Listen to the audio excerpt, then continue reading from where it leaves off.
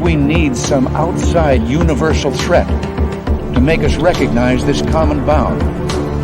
I occasionally think how quickly our differences worldwide would vanish if we were facing an alien threat from outside this world.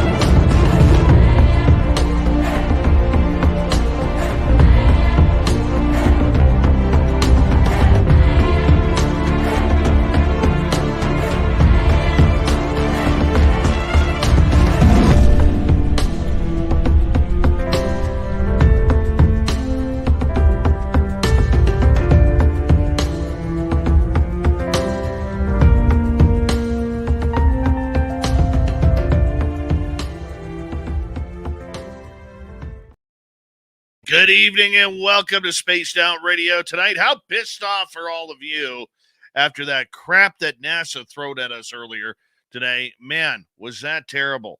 We're going to be talking about that in hour number 3, the entire version. I was going to do a whole show on it, but I figured, you know what? It ain't worth my energy of negativity. So we're talking monsters tonight. Tobias Wayland is here tonight, and he's a good researcher and friend with Lon Strickler. So, you know, we're in for a power show of awesomeness. Dirty Filth will be here momentarily. And all of you, as we got Race Fan in the gold medal position. Robert Lamoth taking home the silver. Roy Boy with a nice bronze medal. Hello, Kurt M. Chris 716. Mary R. How are you? Human Carl, good to see you, my man. I'm going to try and get something out in the mail to you tomorrow, buddy. But thank you for your service in the United States Air Force. You're a great veteran. Thank you so much. Sandra Kincaid, how are you? Super crazy. Nice to see you. Lisa C., good to have you here. Lars Jansson from Stockholm, Sweden. He's wearing number 74 on his uniform, starting at left wing tonight. Laura Lobbs, how are you? Sweet Donna Spencer. And the lady with the pitchfork. You make a bad comment, she's going to stab you with it. Luscious Jules is here. There she is. And she's going to be like, Dave, you just be the Dave. Anyways, let's move on here as we continue on with the roll call. Hi, Jessica. Monica, nice to see you. Hello, lovely Jenny. And who else do we have here in roll call? Millennium, my man. Mark Sanchez, how you doing? And W. David Page, Ozzy, oi to you. Ozzy will be signing autographs after the show.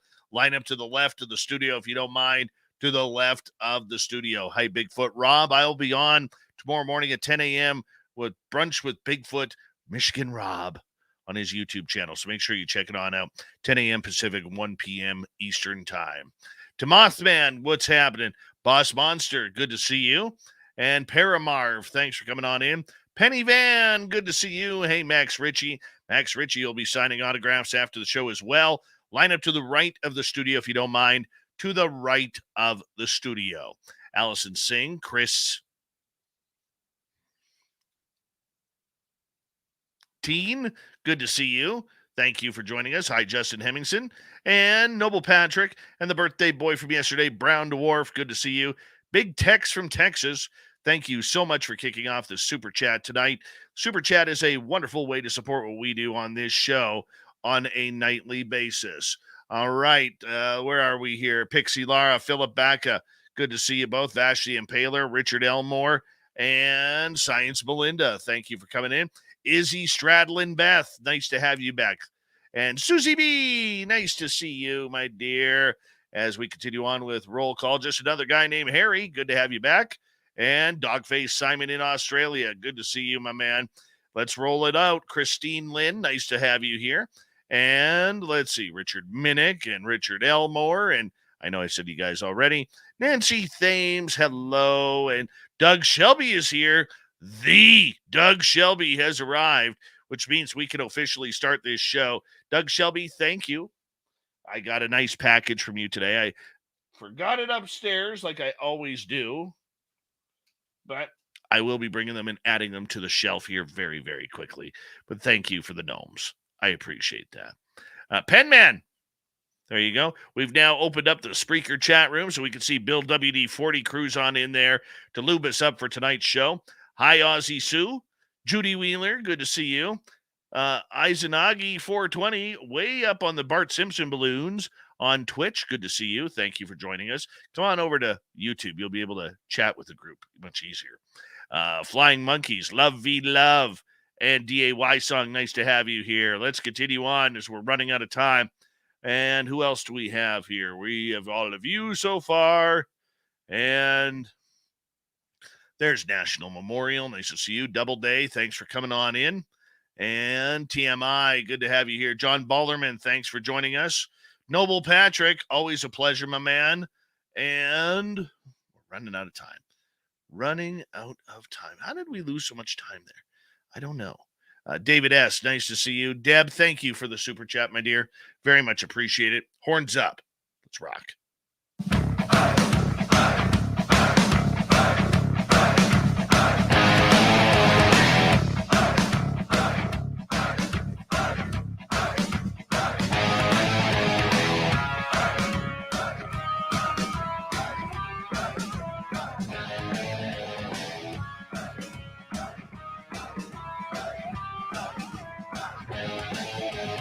From the mountains of central British Columbia to you listening around the world, this, my friends, is Spaced Out Radio. I am your host, Dave Scott, sitting in the captain's chair of SOR headquarters. We welcome you to tonight's show on our terrestrial affiliates around North America, digitally on Odyssey Radio, TalkStream Live, and KPNL. All of our archives are free.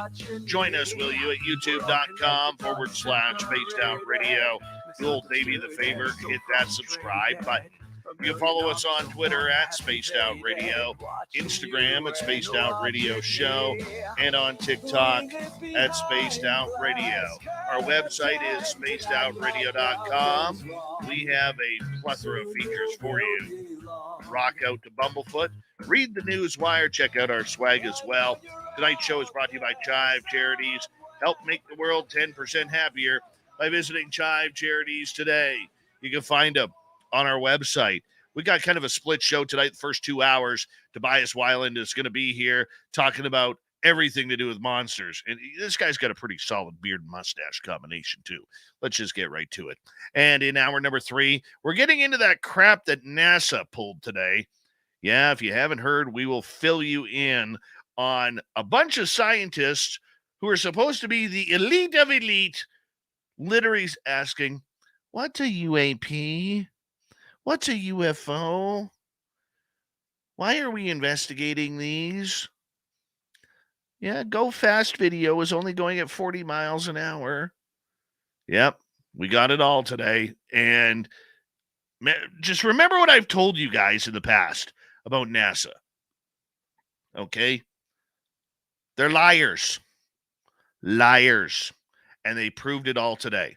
Nothing to be happy about today. Absolutely nothing. All right, let's get right to it, shall we?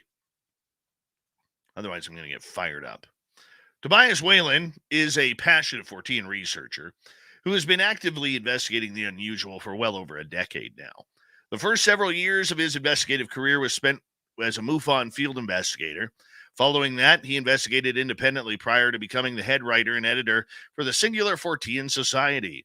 Tobias is a frequent guest on podcasts, radio shows, has contributed to several books and periodicals on the paranormal, and is often invited to speak at conferences around the United States. And I still can't believe that this is our first time actually having him on Spaced Out Radio. I feel kind of bad about that because all I hear everywhere I look, there's Tobias Wayland. There's Tobias Wayland. Well, why isn't he here? Well, now he is. Tobias, well, Spaced Out Radio for the first time, my man. How are you? Hey, I'm doing great. Thanks for having me. Yeah, it's good to have you finally connect with us, man, because you are a book of knowledge, according to Lon Strickler and the late Butch Witkowski, who is a very good friend of this show, and I know a good friend of yours. And yeah, Butch was a great guy. God bless him 14, 15 months later since we lost him. But I still get a little choked up over that. I do. But you've been doing this now for close to 15 years, chasing down monsters. What's it like in your life when people ask you, what do you do for a living? You say, I'm a monster hunter. And I mean that with all due respect, my man. Sure. Well, I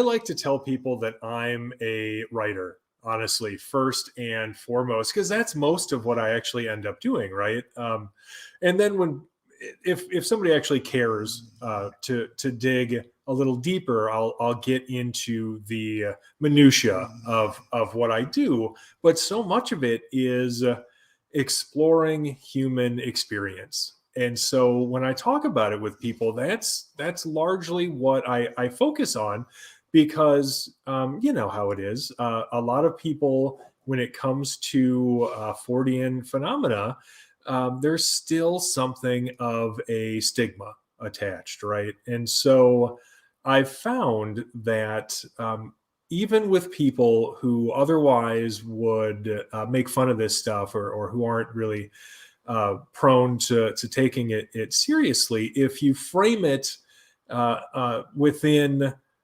human experience, then I think you can get people to pay attention who might otherwise not, right? And so at the end of the day, usually what I try to tell people is, regardless of what you think is behind most of this stuff, something is happening to people that they can't explain. And whatever that is, whatever you think it is having a huge impact on them. And it's influencing their lives. It's changing lives, frankly. And I think it would be remiss of us to just ignore that. And so when you explain it like that, people I think tend to take it a little more seriously, right? How did you get involved with this? What brought your curiosity to the Fortean side? Sure. So ever since I was a little kid, some of my earliest memories are of being terrified to go to bed, because I knew when I did, something was going to visit me, right? And I'm talking earliest memories, like 2, 3, 4 years old. And those memories are pretty fragmented, as they tend to be at that age. But just going back even that far, I can remember, being in bed and having the blankets pulled up over my head, which of course, as we all know, is the childhood cure for monsters, right? And so I would do that, and it didn't really help, unfortunately. But I would remember seeing what looked like hands pressing in from the outside of my blanket when I would have it pulled over me, or waking up to the feeling of something digging painfully into my ribs, or what felt like something reaching underneath me to sort of lift me up. And things really sort of progressed from there, where I would see shadow people, and I would see images of what we know now as sort of traditional gray aliens. I would see those like floating above me at nighttime in bed, and those experiences never really stopped. I still have those with me today. But when I was a kid, I didn't really have anywhere to turn with that, right? Like my parents, they take it seriously now, but at that time, they sort of wrote it off as childhood imagination, or something similar, right? And so with nowhere really to turn with what was happening to me, I was kind of a nerdy kid anyway, so I went to the library. I used to ride my bike down there when I was old enough to do so, and I found a whole section of books, that were written by people who had either experienced things similar to me, or at least had spoken to other people who had. So I started reading books by people like John Keel and Lauren Coleman and Whitley Strieber, Brad Steiger, and it helped. It helped a lot, because within these works were people who had seemingly experienced things very, very similar to me, and so just knowing that there was somebody else out there who had experienced something like that really really helped. It gave me a certain peace of mind. And then, of course, also reading all of the various speculations about what might be behind it, I think helped quite a bit too, because there's really nothing quite so scary as the unknown, and so being able to at least speculate and try to answer some of those questions made me feel better too. And so when I reached adulthood, I decided that I wanted to try to give something back. I wanted to try to help people in the way that I had been helped. And so I started volunteering as a field investigator for the Mutual UFO Network, and that worked for some time. I didn't love some of the restrictions that I was under doing that. And so I did, after a few years, leave and kind of go out on my own. And then I met my wife, Emily, and we have sort of complementary skill sets. And so we decided to put together the Singular Fortean Society. And that is a journalistic and investigatory organization started by us back in 2016 that sort of takes a Fortean viewpoint of paranormal phenomena. And that really blossomed into what I wanted to do to try to help people in this field. And oftentimes that is just lending a sympathetic ear. I found that a lot of people just want to be able to speak about their experiences with somebody who's going to take them seriously. Like, I can give you an example. The most common narrative that I receive from witnesses is that they will witness some impossible event. It could be a Bigfoot sighting, a ghost, a Mothman, a UFO, anything. Like, they see this seemingly impossible thing, this thing that's not supposed to exist. And, they want to talk about it. We're human beings. We're social creatures. And so they will turn to somebody they think they can trust. It's going to be a loved one, could be a spouse, a parent, a sibling, close friend, whatever. And the number one reaction when they reach out and they want to talk about this with somebody is they get laughed at. And then they don't want to talk about it until they find somebody like us, who's going to take them seriously. And that means a lot to me, considering what I had been through and sort of my experience growing up, being able to provide at least that for people, that's why I do what I do, honestly. The idea that you are doing this for the sake of the people, I think, is very rare in what I have heard over the years of doing this show. So many people, and myself included, we're selfish. We want to know what happened to us, or we want to be that next great researcher, or that next great voice who's closing down conferences like Contact in the Desert, or some paranormal conference on the East Coast that's massive. You've been there. You know what I'm talking about. And I will say this. Very rarely have I heard someone say, look, I'm doing this to help people. I'm doing this to try and help them through the mysteries, because you had to find out at a very young age for yourself. And that probably wasn't fair to you. No offense, or to your parents or anything like that, but it wasn't fair. This is a topic where, like you said, you should be able to talk about this with anyone without the guilt factor, without the laughter, without the tinfoil hat comments or the little green monsters under your bed or whatever it may be. So why did you decide that you needed to focus on people and the extraordinary encounters? Because most people only have a story. And for those who haven't experienced anything, it's extremely rare that when you're seeing something that your brain cannot comprehend, what your eyes are seeing, the last thing you think about is taking a photo. That's very, very true. Largely, in addition to wanting to help people, and in order to help them, you have to talk to them and get their story. In addition to that, stories are about all we have.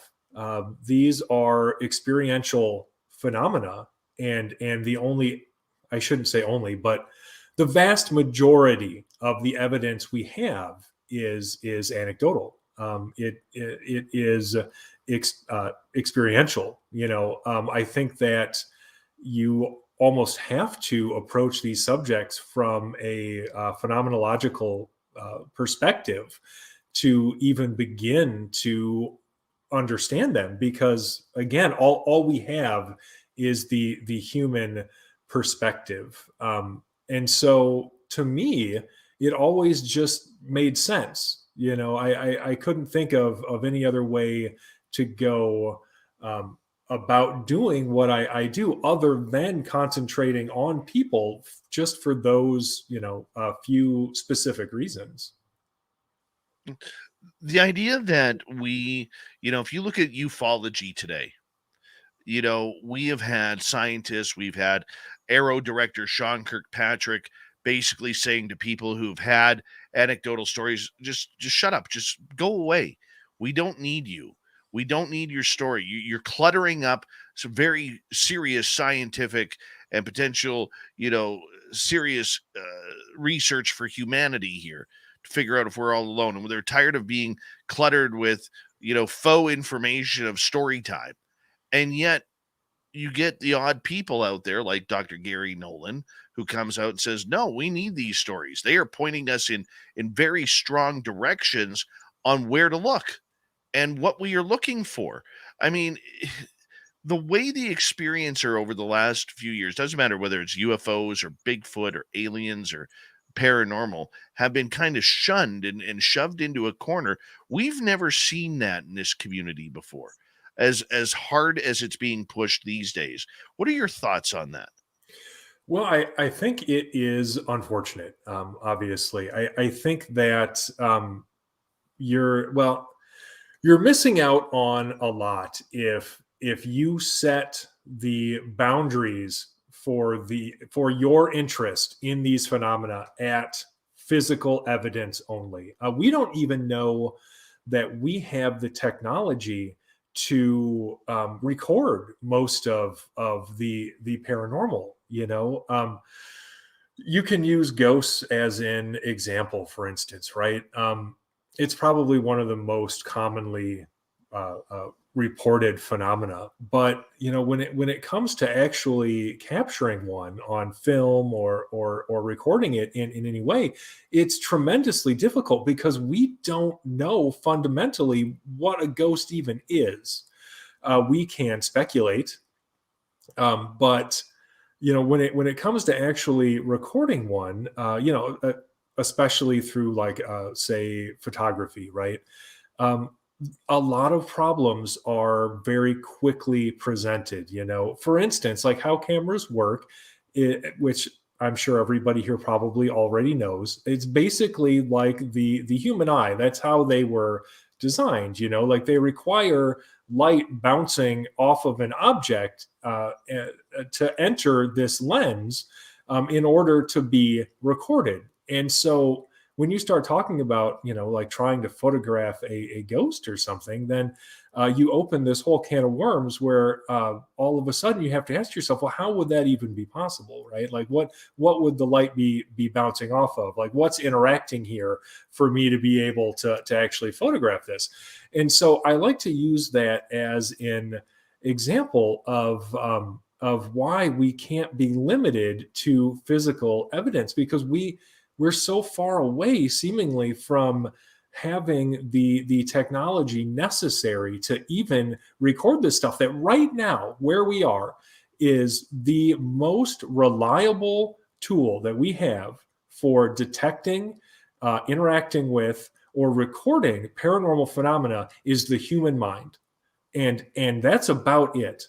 And so if you remove that, then you're not left with very much. You're certainly not left with enough for a comprehensive study of these phenomena. And so, to limit yourself in that way is crippling. People can talk about anecdotal evidence, setting us back, but what's really setting us back is limiting ourselves to a tiny subset of evidence that is nowhere near representative of the actual various phenomena that we're trying to study.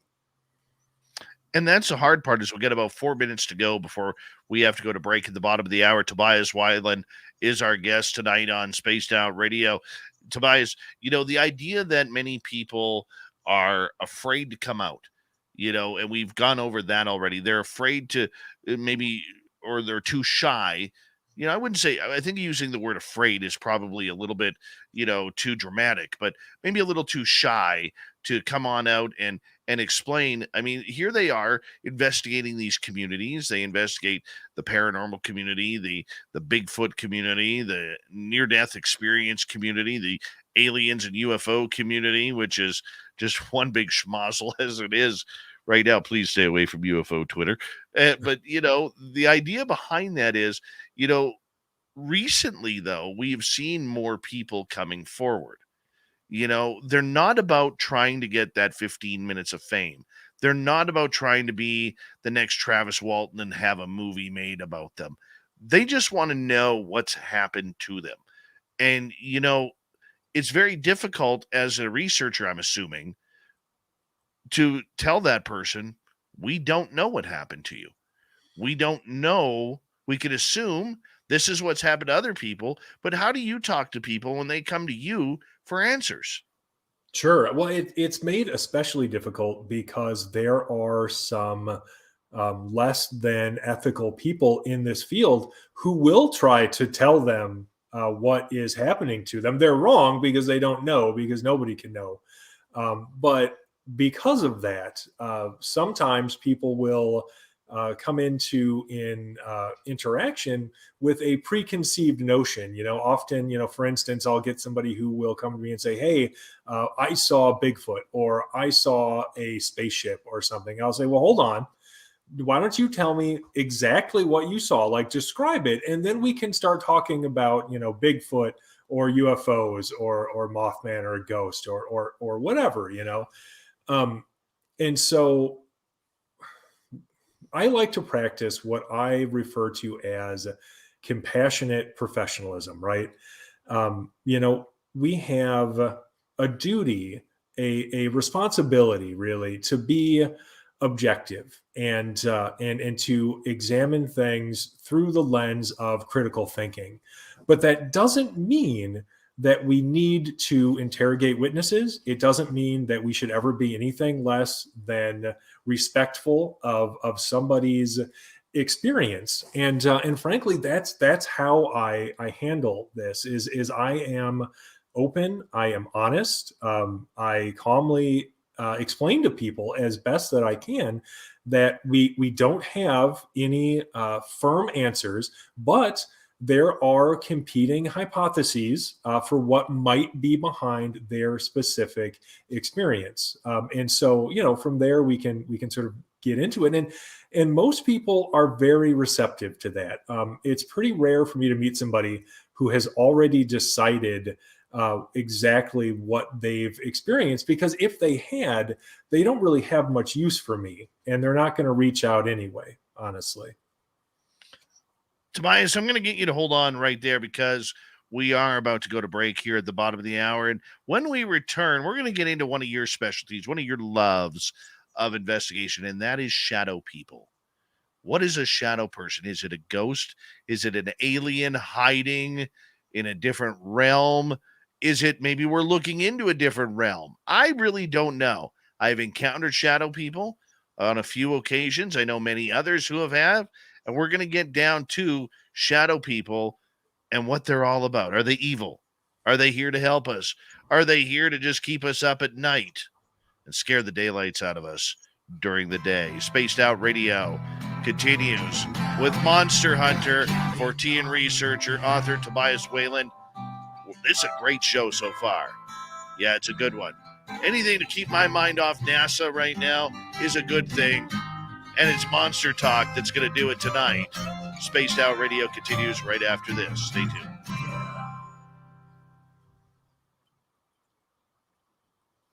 All right, we are clear. That was a fun first half hour, man.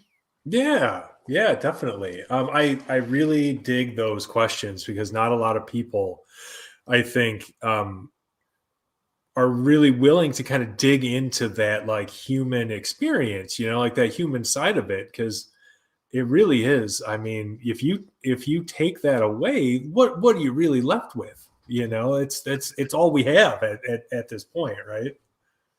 We are actually, and I'll let the cat out of the bag a little bit here. I've kind of teased about it over the last few months, but myself, my good buddy Merle, and Samantha Mowat, and a gentleman named Thomas William Moostus are about to endeavor on a filming project where we are going to be covering stories of the unknown. Oh, But cool. we're not doing it the exact same way as you see all the rest of the crap on TV. We're actually going to small towns to relive their legends. And we're starting out, believe it or not, in my own community, where back in 2018, 3 of us got chased out of a forest on a paranormal investigation. 3 of us, Canada's largest mass murder happened 25 miles from my house Okay. when in 1965 a plane blew up in the sky. It's still an open investigation, so we got to be careful with that. So we held my buddy Merle wanted to do a paranormal investigation, so in October 2018 we went out there, and we ended up being chased out of the forest by Sasquatch. Interesting. Yeah, and there were 2 of them. We know there was a third around because everybody says they travel in threes and work in a triangle. So we are going to start filming here in about 4 weeks. It's going to take us the rest of the year to film about 6 pilot episodes. Hmm. And it's either worst case scenario, it'll be distributed on this channel, or who knows, it might get picked up. We're calling it Canada's Great Unknown, and we're chasing around a lot of local legends and seeing how true they are. So I'm going to give you that tip on that first one there, and we'll go from there. That sounds awesome. Yeah. Yeah, being chased out of a forest by Sasquatch is pretty cool, dude. Yeah, Like I've they let us walk out. experienced. What's that? They let us walk out, Okay. but When you say chased out, like what was that? What was that like? I mean, what were they doing? the one got within. Okay, so what happened was um we took a deer trail to look for more wreckage from the plane. Okay. 52 people died there. And we took a deer trail looking for more. We came across a meadow.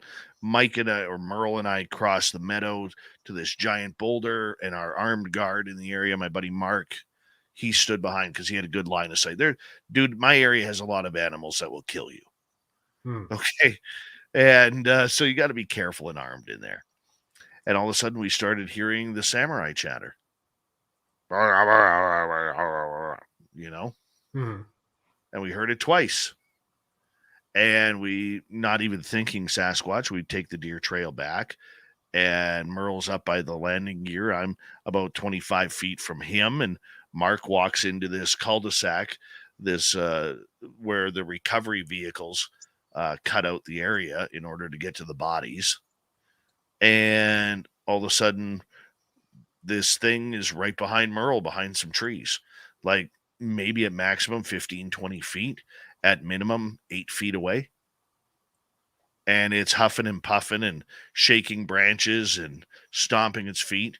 So Merle's like, I'm out of here. We got something up here. So I yelled down at Mark because he has the gun and he's about 100 feet away. So get up here. And Mark's like, no, dude. He puts his hand up, like I'm facing Mark in the back. And he puts his hand up, takes his backpack off, raises his rifle in front of him because there's one coming through the trees at him. The exit's between them. There's one way in and one way out. Yeah. That sort of begs the question too. Like, given the opportunity, um, would you shoot a Sasquatch? Like, would you shoot it like you would shoot any other animal, or would you treat it with more respect, like you would say, like a human being? I don't know. I don't know. Yeah. Here we go, though, for the next half hour. Hold on.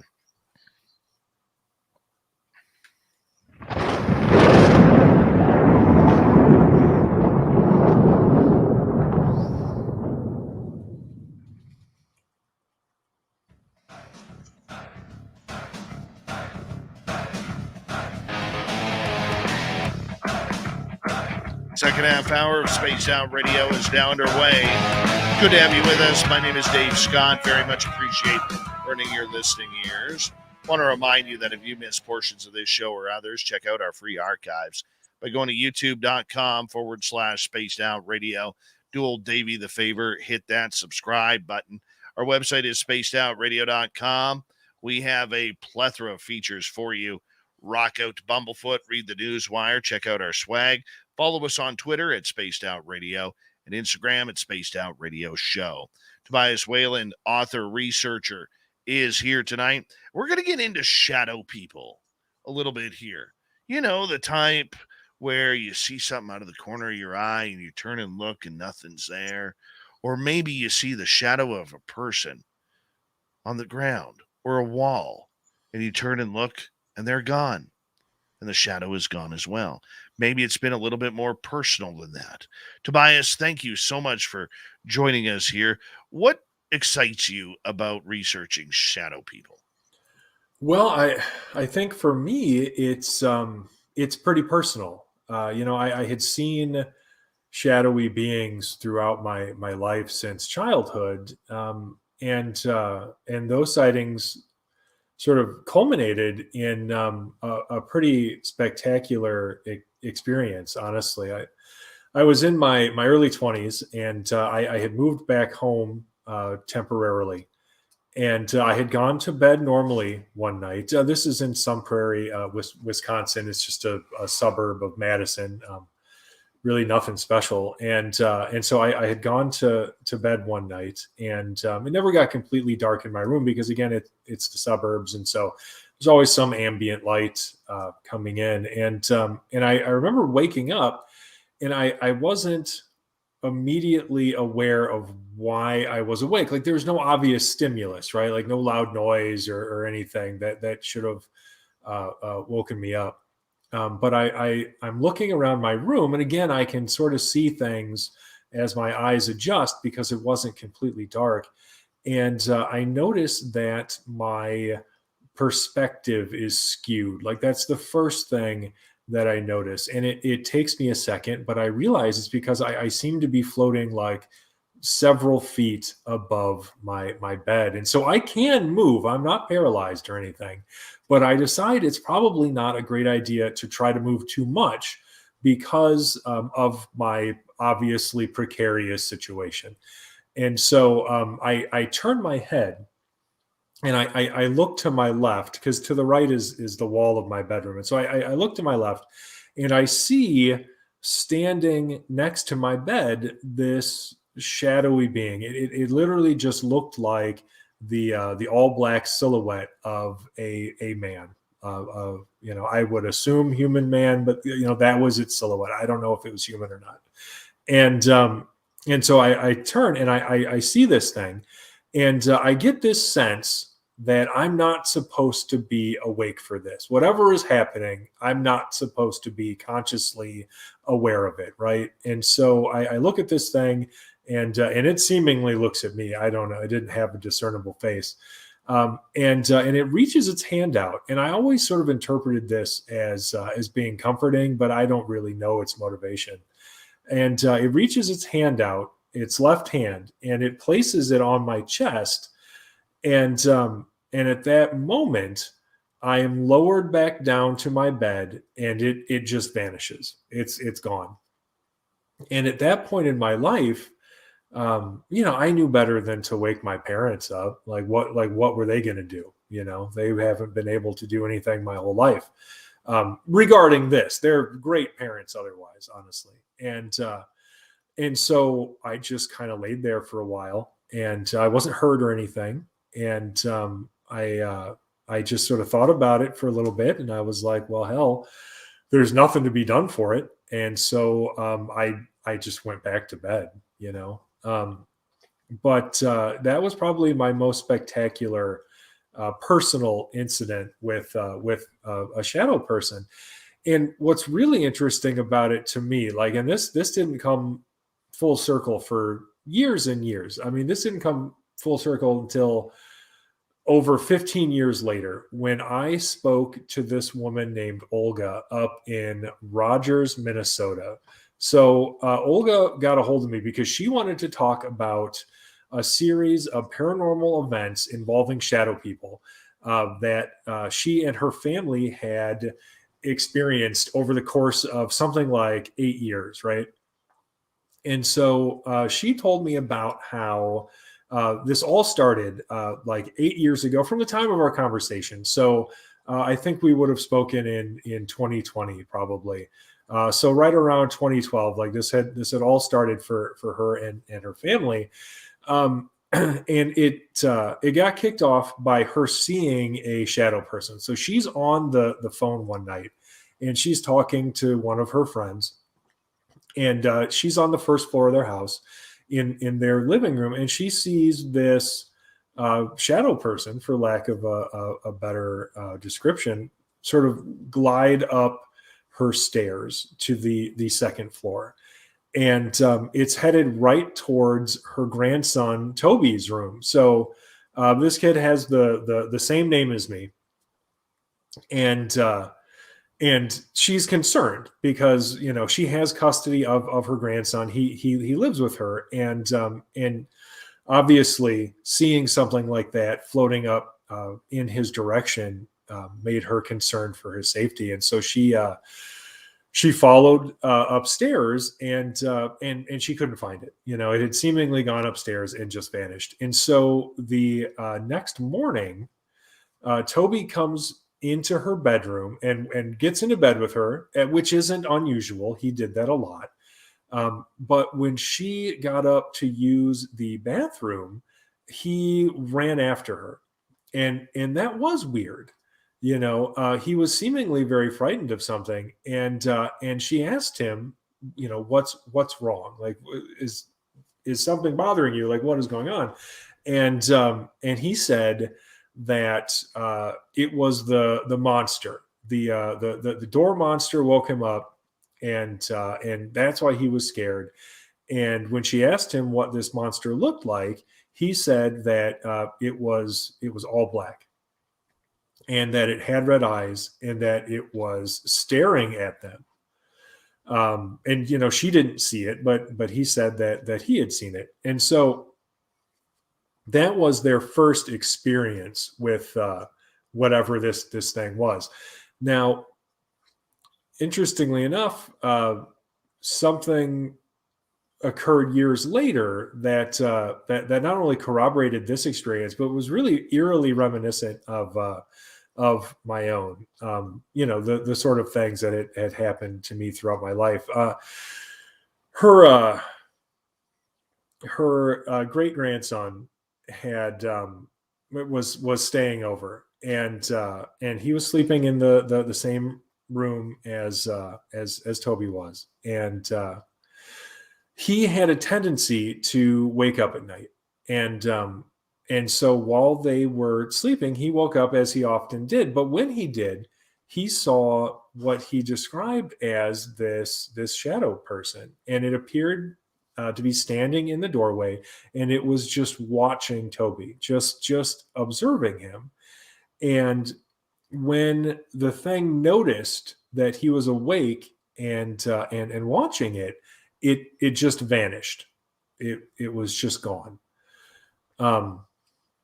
And as soon as I heard that, you know, I had chills, really, you know. Can I ask you a question about that, if you don't mind? How come when we see them, they vanish? Are we not allowed to see them? Do they not want us to see them? So that way they keep the fear factor going. What's your opinion of that? It's difficult to say. Were I to speculate, I would say that I guess from what I've seen, it seems to me like what we're dealing with is something observing us that doesn't necessarily want to interact with us on anything other than its own terms. And so, if you're like me and you find yourself in a situation where you are awake when maybe you're not supposed to be, and suddenly you're seeing this thing, it's going to get out of there. That seemed to be what happened to me, and it certainly seemed to be what happened with Toby and his cousin up in Minnesota. Where as soon as this thing realizes that it or thing or things or whatever realizes that it is being itself observed, that's when it disappears. Gotcha. Gotcha. My most memorable one happened way before I even started this show. I was coming back from my radio station that I worked at, and about 3 weeks previous, I had listened to Art Bell on Coast to Coast, the legend, talking about shadow people. And this was probably 2003. I'm thinking maybe, yeah, about 20 years ago now. Hard to believe. And I lived in a basement suite, and I had to go through the gate in order to go around the whatchamacallit, the side of the house. And I noticed that the night sensor light was on at my door behind the house. And I was like, oh, okay. Well, is it a raccoon? Is it a coyote? Is it a fox? Or hopefully not a cougar or a bear, because that would be kind of silly. Or maybe it was a dog or a house cat. And so I came around the corner very, very slowly. And just like a kid would draw in a cartoon, man, I see this shadow person standing right in front of my door, with the round head, no hat, the kind of like the block shoulder shirt that goes down to the sleeves. There were no hands, pants the same way, block pants, no feet.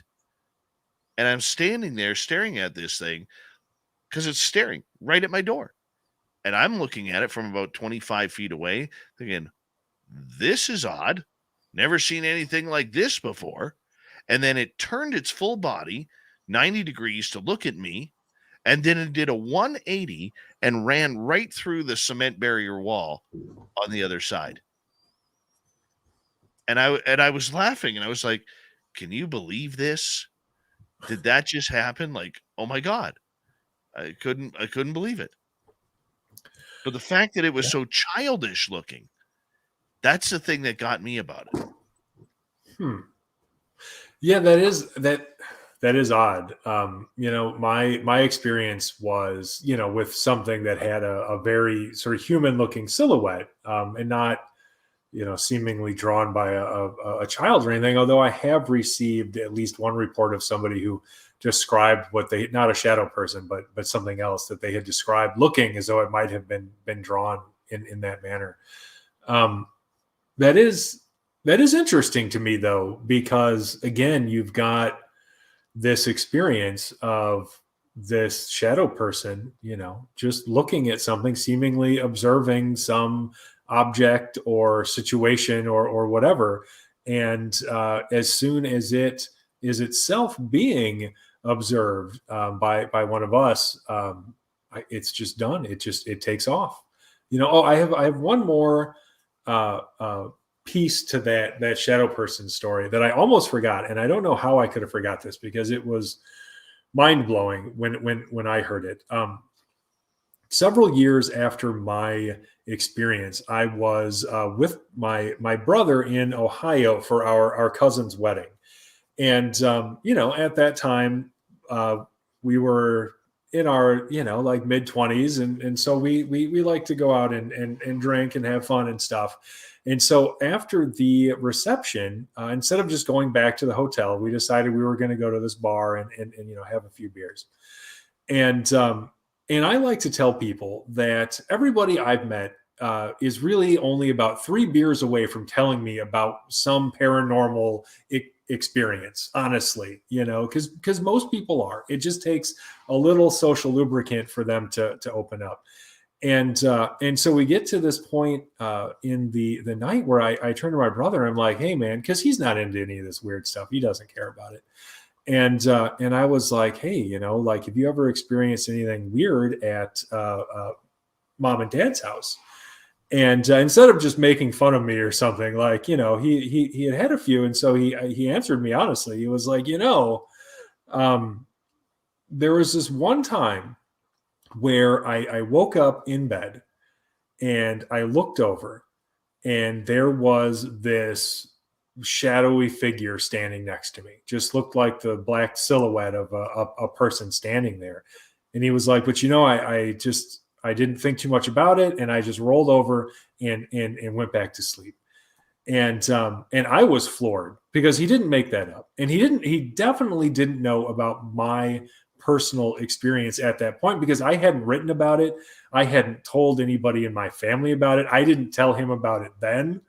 And so for him to independently corroborate my own experience by sharing with me that he had experienced something very, very similar, maybe less extreme, like he wasn't floating or anything weird like that, but still, it was eerie to hear that from him. So, I don't know what it is. I don't know what they are, but what I do know is that from our perspective, it certainly seems like they are watching us for something.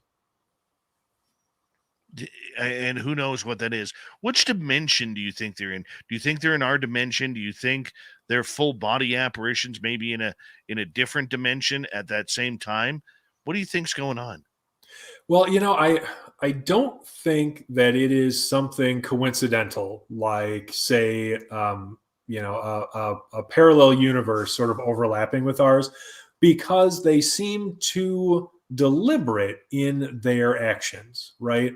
I would expect if it was something sort of incidental, like just seeing shadowy images of human beings in a parallel universe or something, that they would act more like apparitions, where people will just describe seeing somebody walk down a hallway and then turn and walk through a wall where a door used to be but isn't anymore, right? Like that sort of thing. And so, I guess you do have to wonder if they could be something that exists in more dimensions than us, and that could explain how they're capable of doing certain things, like just vanishing into thin air. Like the example I like to use is if we can imagine interacting with a 2-dimensional creature, right? So like, there's us operating in 3 physical dimensions, and if we were to encounter a 2-dimensional creature, right, we would be able to seemingly like pop into and out of its perspective at will. It would seem like magic. We would seem supernatural. Meanwhile, we're able to observe it all of the time, while it's only able to observe a small sliver of us that enters the dimension that it is capable of perceiving. And so it could be something like that. I actually think, or I should say, I like to speculate about that a lot when it comes to a variety of paranormal phenomena, because I think that it does sort of lend itself as an explanation to how so many seemingly impossible things or activities or qualities or whatever could seemingly exist among the breadth of paranormal phenomena. But yeah, outside of that, I mean, who knows really? Like I said before, I think we've got maybe a small glimpse into what they might be doing, but as to why, um, who could say? And where they're coming from, equally a mystery. You know. I often wonder, in the case of shadow people or ghosts, are we ghosts to them? That we're interacting with them as ghosts on their timeline, much like they are with us. Have you ever thought about that? Well, sure. I think that ghosts, especially, I do think about that a lot because of what we might consider to be a ghost, right? Like, I mean, when you say ghost, especially in this context, you sort of have to unpack that, because in this context, we're not necessarily referring to the surviving consciousness of a deceased person, right? Like, I can give you an example from my own life. The only full-bodied apparition that I've ever seen appeared to me clear as day on a sunny afternoon on a otherwise busy city street. So I was out walking my dog in the middle of the afternoon. We stopped at one of his favorite corners. And because he's kind of an excitable guy, friendly but excitable, I'm always looking around, watching to see if anybody's going to walk up on us. Because if they are, he's going to want to greet them and jump on them and everything else. And I usually try to, make sure that doesn't happen because it's just uncomfortable. And so, I'm looking around, and while he's sniffing around one of his favorite light posts, I turn to my left and I see what appears to be this middle-aged woman with glasses, like shoulder-length brown hair, and she's like head to toe pink, like jogging suit, right? She's got a pink headband and everything, and she's sort of power walking towards me. She couldn't have been more than 30, 40 feet at the absolute most. And so I'm like, oh crap, I hope Bullet hurries up, because I don't want her walking up on us and then all of a sudden he's, trying to jump on her or anything. And so, like, I'm looking at her. I glance back at him for couldn't have been more than a fraction of a second. I look back and she's gone. She has disappeared. There's no place she could have went. I immediately took him, crossed the street and walked down to look just to see if like maybe she had like ninja rolled into some bushes or tried to like duck between houses or something. And there's just nowhere. There's nowhere that she could have gone. And so I don't know that was a dead person spirit or something, right? But if you think about things like parallel universes, maybe that's what it was, or a time slip or something similar, where she was either existing out of time or she herself was perceiving a time other than her own. Yeah, maybe from her perspective, she saw this guy on the corner walking his dog, and I suddenly vanished to her, and she was like, "What the hell was that?" I think that's totally possible. We got 1 minute to go here. Back to shadow people for a moment. Do you believe there is an aura of evil to them? Do they come at the most downtrodden times? That hasn't been my experience. I think you hear the word evil a lot when it comes to paranormal phenomena. And I think that's a very one-sided perspective. And I think often it comes from a place of fear. I think people are understandably afraid because we don't understand this. And anything we don't understand is very, very scary. But I have difficulty applying objectivity to something like to something as subjective as the word evil, so I don't know. I do know that a lot of people like to use that word. A lot of people with whom I've spoken like to use that word in particular. So I do think we have to take it seriously, but I don't know, again, objectively how to rate whether or not something like that is evil without understanding it. Tobias Wayland, we have him for another hour here on Spaced Out Radio, talking monsters, legends, shadow people. We'll get into some Mothman as well. Spaced Out Radio continues with hour number 2 of this show with our special guest Tobias Wayland right after this. Stay tuned.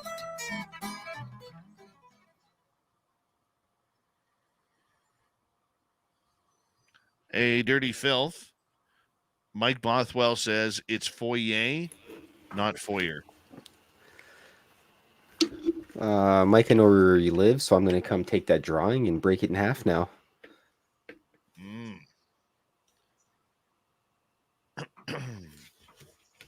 No refunds. No refunds. Tobias, Dirty Filth is our resident cartoonist. Oh, cool. Yeah, I've been looking at that, trying to like figure out what's being drawn.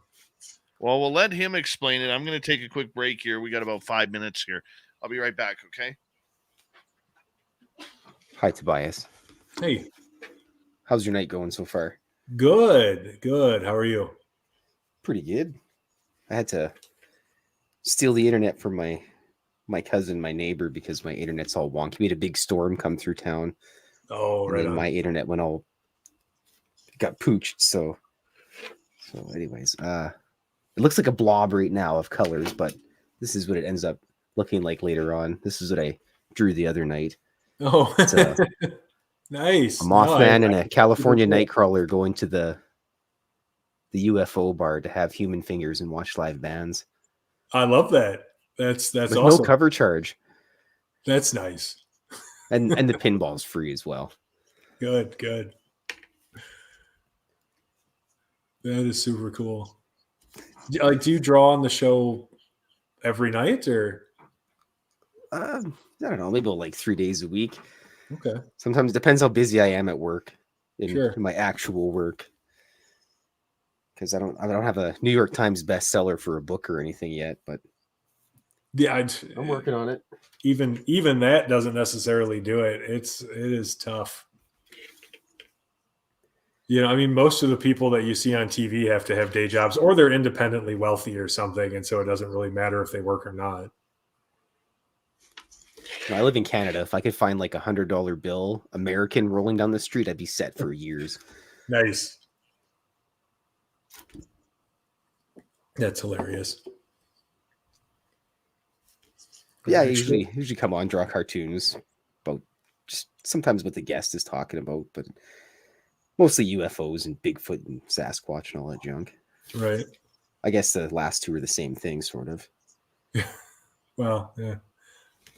Probably. I mean, they are used interchangeably, so yeah, fair enough. No, I think that's cool though. I mean, I don't know. There's something like just sort of soothing about watching somebody draw something.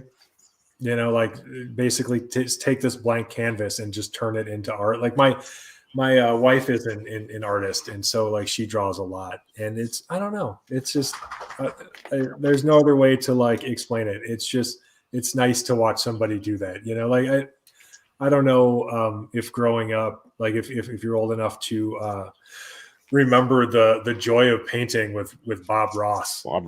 Yeah.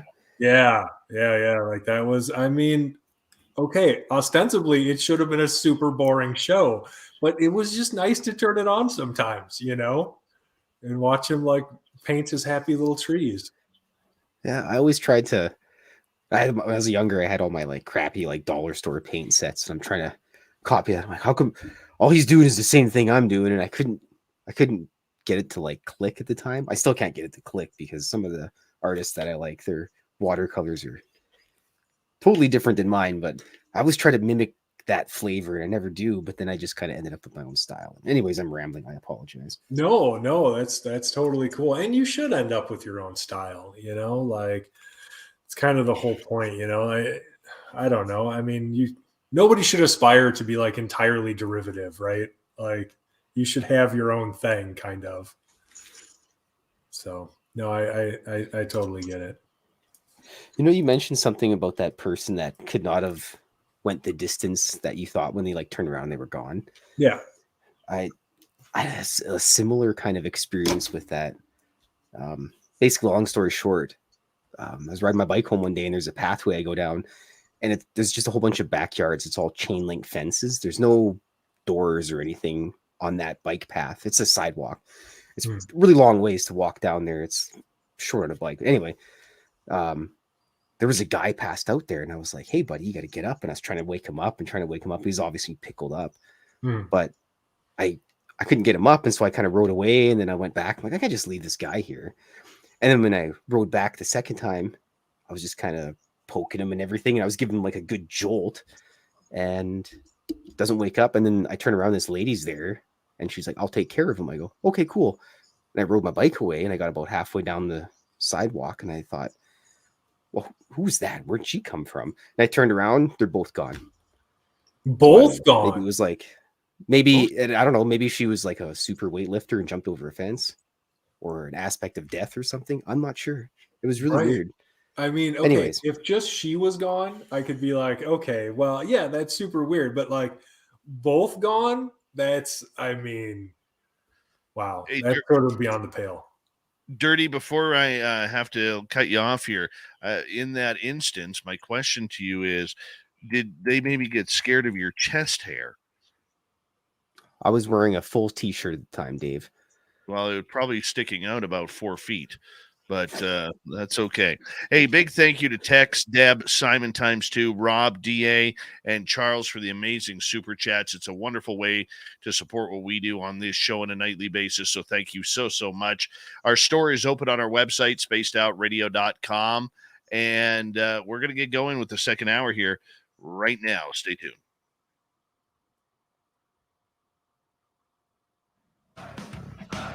You're listening to Spaced Out Radio with Dave Scott. Follow Dave on Twitter at Spaced Out Radio and on Facebook, Spaced Out Radio Show. Here we go with hour number 2 of Spaced Out Radio tonight. My name is Dave Scott. Very much appreciate earning your listening ears wherever you are on this beautiful planet we call Earth. Hello to everyone listening in on our terrestrial affiliates around North America, digitally on Odyssey Radio, TalkStream Live, and KPNL. All of our archives are free. Join us at youtube.com/spaced out radio. Do old Davey the favor, hit that subscribe button. The Desert Clam has set the password for tonight in the SOR Space Travelers Club. Recloyer. Recloyer is your password. Use it wisely, Space Travelers, as the Clam sets the password each and every night right here on the mighty SOR. Our website is spacedoutradio.com. We have a plethora of features for you. Rock out to Bumblefoot, read the news wire, check out our swag as well. Follow us on Twitter at Spaced Out Radio, Instagram at Spaced Out Radio Show, and on TikTok at Spaced Out Radio. Here we go. Tobias Wayland is our guest tonight on the mighty SOR. We're getting into all sorts of monsters, legends, folklore, what's real, what's not. We're checking it on out with our man of the Fortean nature. Tobias, welcome back. Now, you are about to embark on a journey into Chicago with Lon Strickler and go look for the Chicago Mothman. I mean, Lon was just on a couple of nights ago talking about this. You know, he couldn't give up too much because there may or may not be cameras around while you guys are there. But the idea behind this entire creature and legend of the Mothman really baffles me. It really does, my man. You know, when did you start following the entire Mothman story? Well, you know, like I had mentioned earlier, I grew up reading John Keel. So I was introduced to the Mothman prophecies at a fairly young age. You know, I probably read that for the first time in junior high, maybe. You know, and I've read it several times since. And so that was sort of my introduction to it. But, you know, to be completely honest, I didn't spend much time thinking about it. You know, it certainly seemed, well, if you read that book, it seems like this sort of ephemeral, localized phenomenon, you know, just in Point Pleasant. And that was it. And so while it brings up some interesting ideas, you know, regarding ultra terrestrials and things, other than that, you know, not being from West Virginia, while I was interested in it, I didn't spend a lot of time on it. And so it wasn't until 2017 that I really actively began working on the winged humanoid sightings, and so that all came about because of a trio of sightings that came through the MUFON case management system. So there were these three winged creature sightings in the spring of 2017. And they didn't have a lot of detail, although they all described various, versions of this sort of Mothman-esque winged creature. And, in speaking with Sam Ronto later, he's the MUFON state director for Illinois. They were never really able to follow up on these cases very well.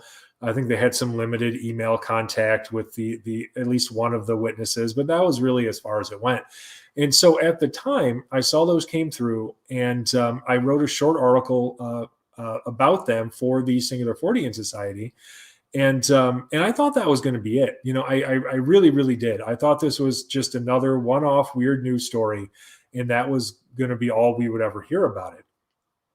But that's obviously not what happened. Next thing I know, I'm seeing these reports come in left, right, and center, and they're coming in largely to lawn site Phantoms and Monsters and the website of Manuel Navarrete, UFO Clearinghouse. And so after covering or beginning to cover those sightings, I thought, well, heck, I need to reach out to these guys. I should talk to them because they seem to be doing the bulk of the investigating at this point. And so in the summer of 2017, I contacted them and interviewed them separately.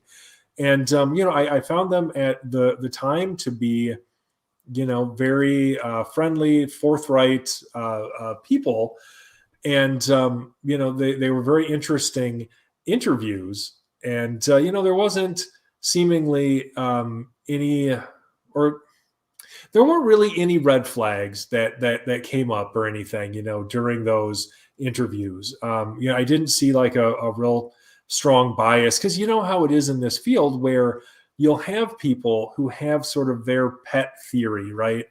And they want to apply it to everything. And they will tend to do that to sort of like try to lay claim or ownership on a phenomenon or something. And I didn't see any of that. So that was a really good sign, And after I interviewed them, it wasn't too long that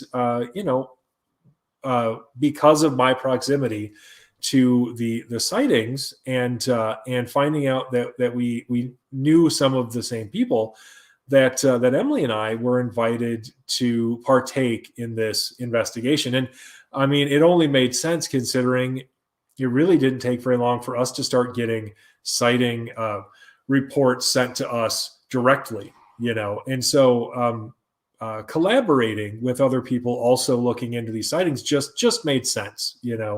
There was no reason to be tribal or anything about it. So yeah, we've been sharing info and sort of working together ever since. But yeah, like I said, it really wasn't until 2017 that I really actively started investigating any Mothman sightings. That was sort of the beginning of my serious interest. So the idea that there is an alleged 7 to 8 foot winged humanoid with bright red eyes at times, a pale skin, and seems to freak people out, but isn't really attacking people.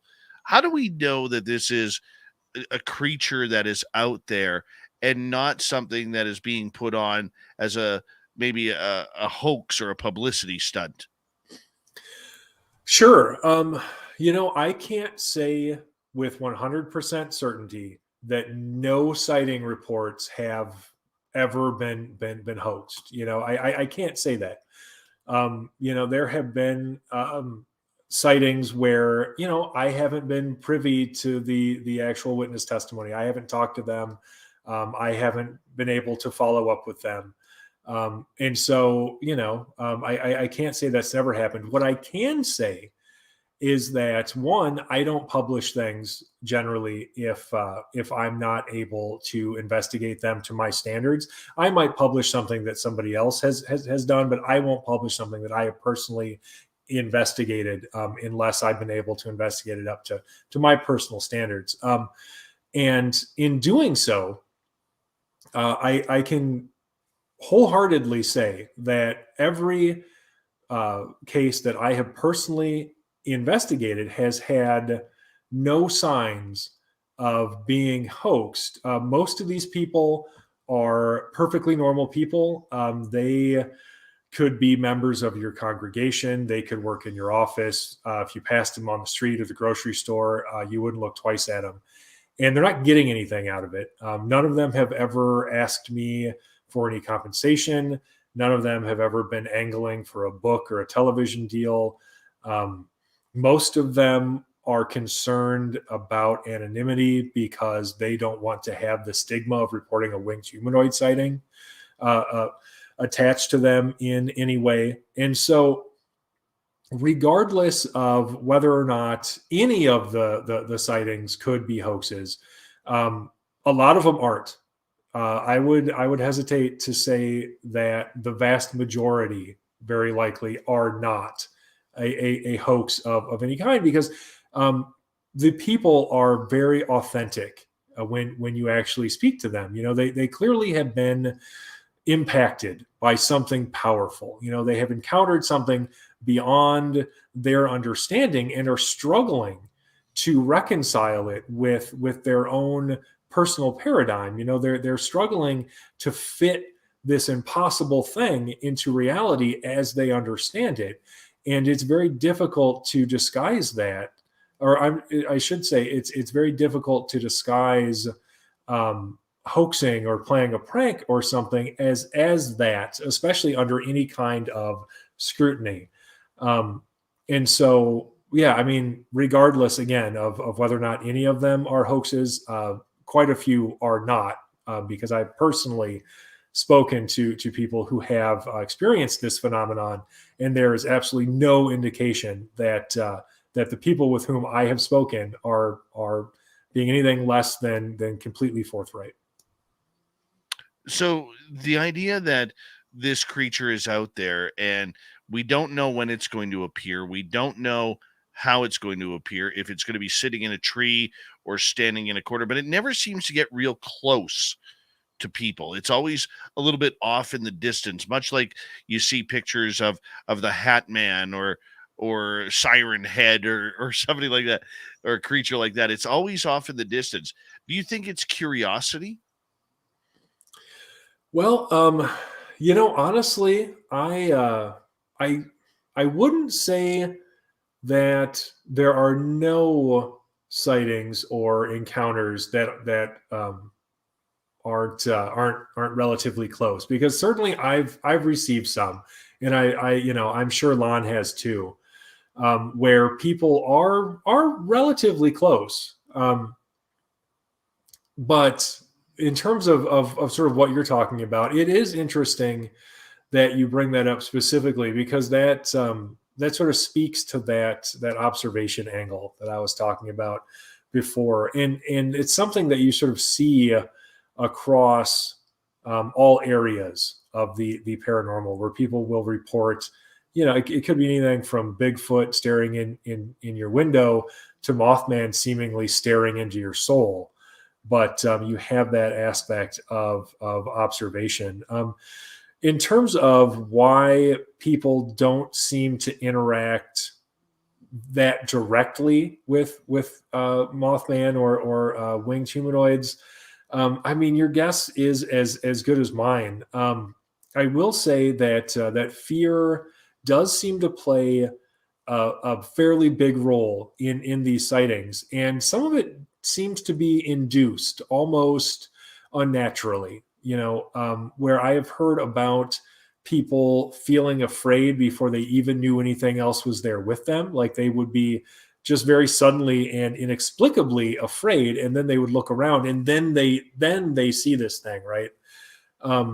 And so that sort of speaks to me as potentially being some kind of manipulation, and if that's the case, then I think you do have to wonder if there is some sort of maybe defense mechanism or something similar, or just really some motivation that this thing has to want to scare people away rather than interact with them, very closely. Like often people will report with a Bigfoot or say a UFO occupant or something similar, where you can have a fairly intimate encounter.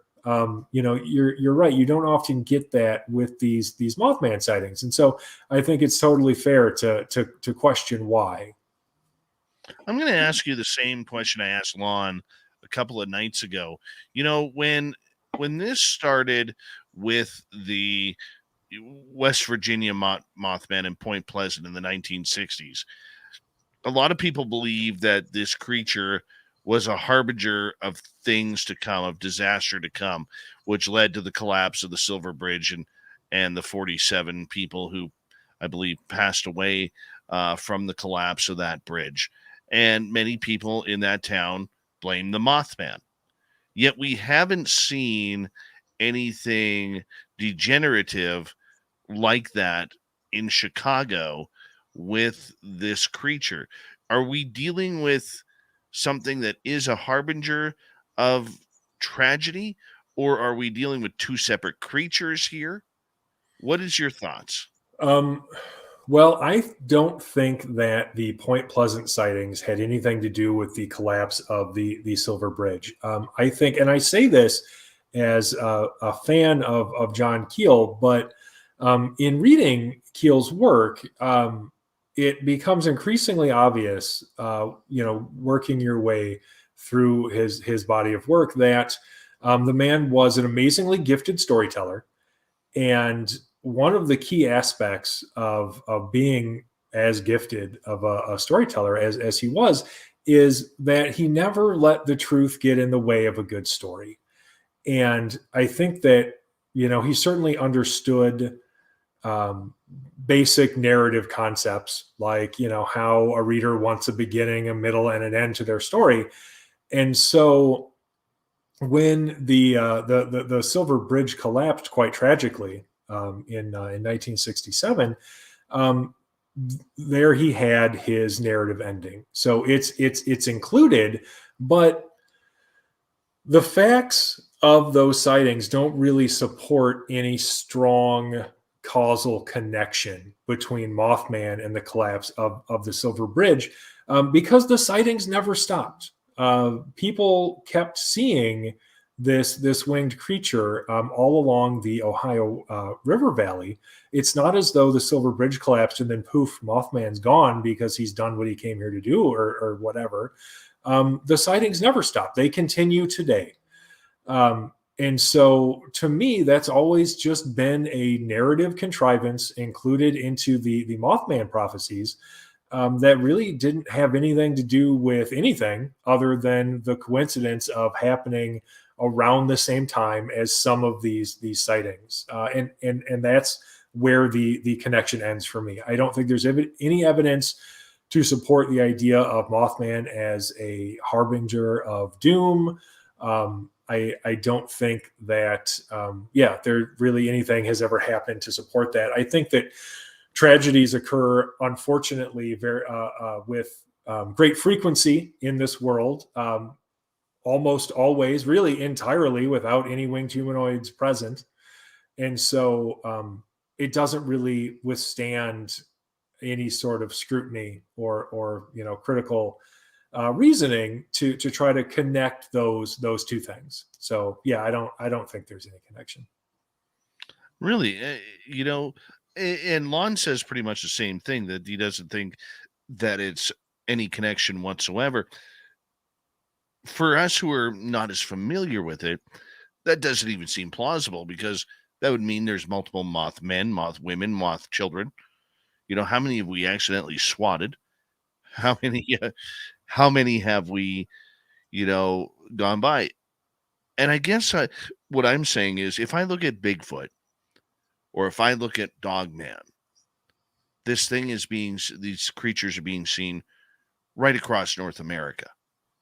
Yet with Mothman, it seems to be in a very tight location between Ohio, Illinois, Indiana, and maybe a couple of other places in between.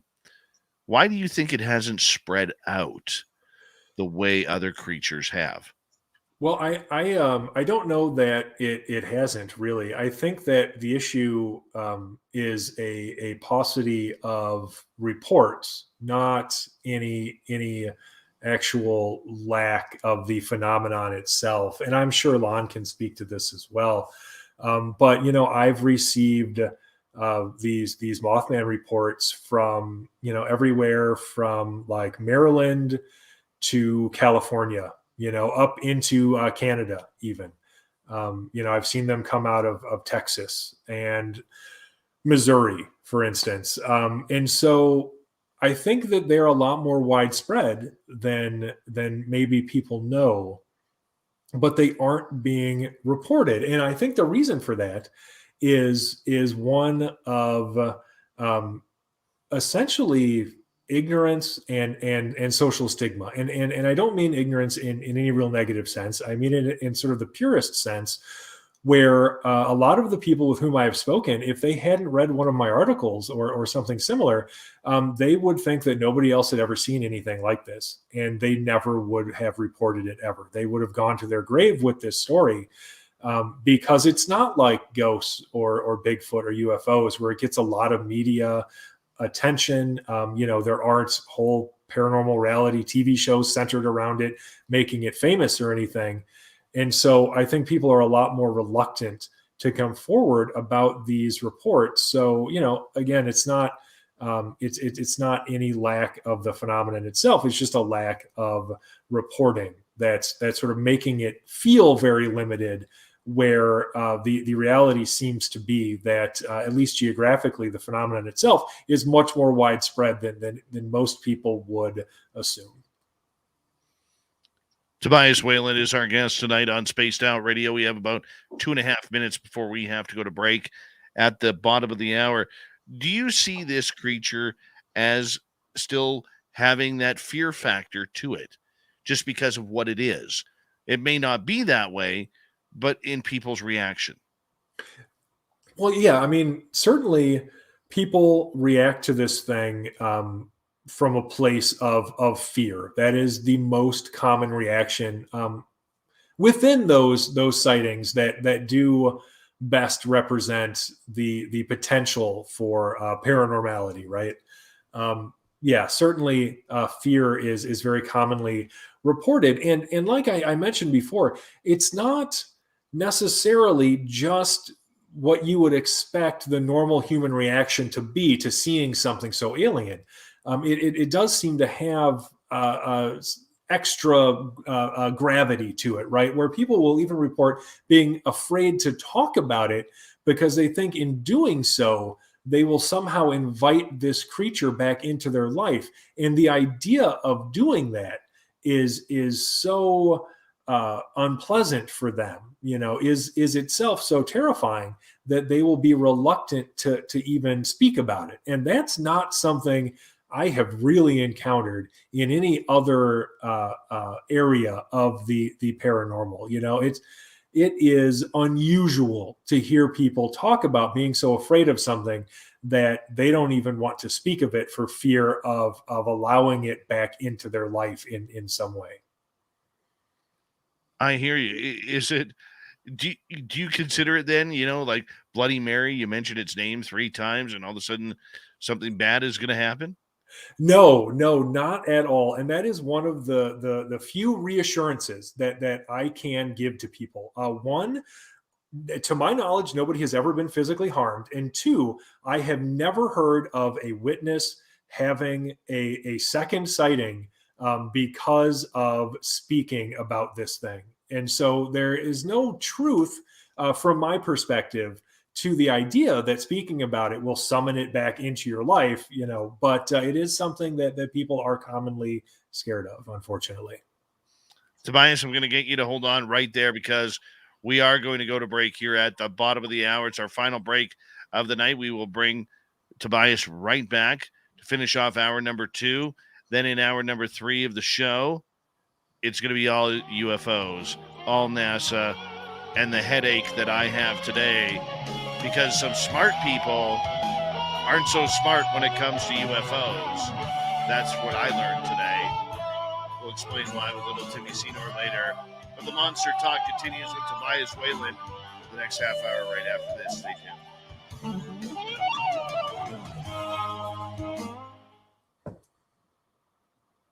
All right, we are clear. This is flying on by, dude.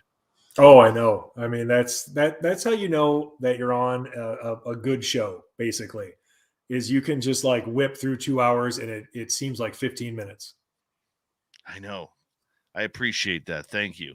Yeah. And Yeah, I know you. When I say I know, I'm not saying that to be cocky. I've been on shows where it's 5 or 10 minutes has felt like 2 hours, and 2 hours has felt like 10 minutes. Yeah. So I'm thankful that you think that. So I appreciate that. Yeah, definitely. Hey, since we're on a break, I will be right back.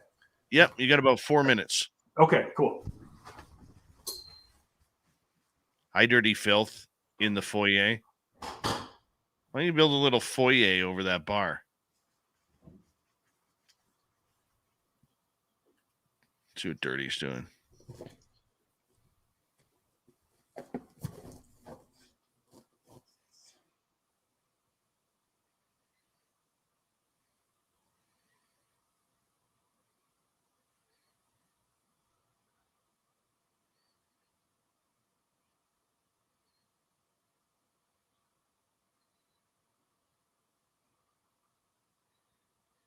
Is that a Hitachi?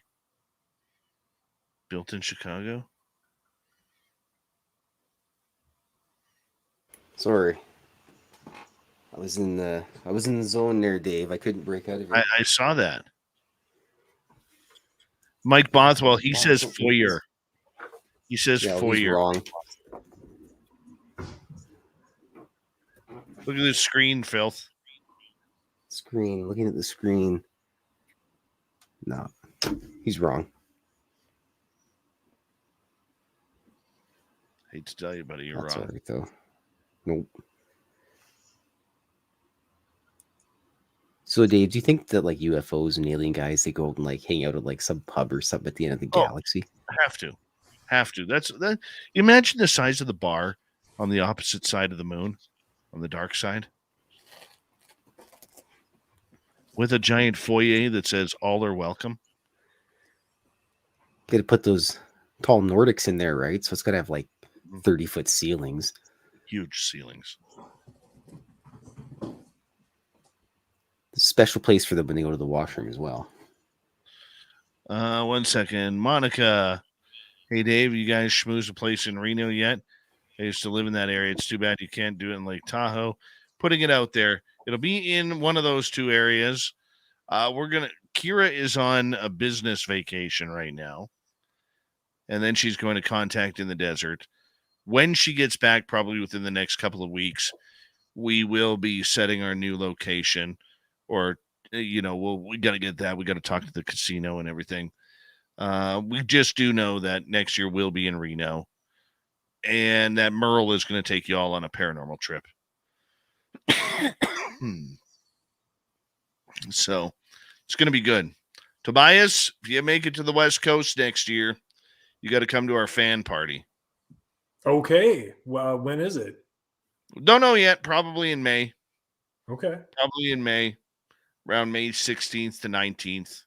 Somewhere in that area. If it is possible for me to make that happen, that sounds like a lot of fun. Yeah.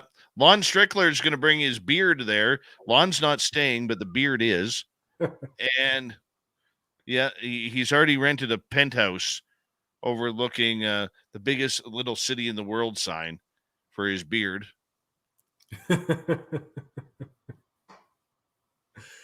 Yeah, I've never been able to meet Lon in person, so it should. Yeah, I'm looking forward to it. I think that'll be interesting.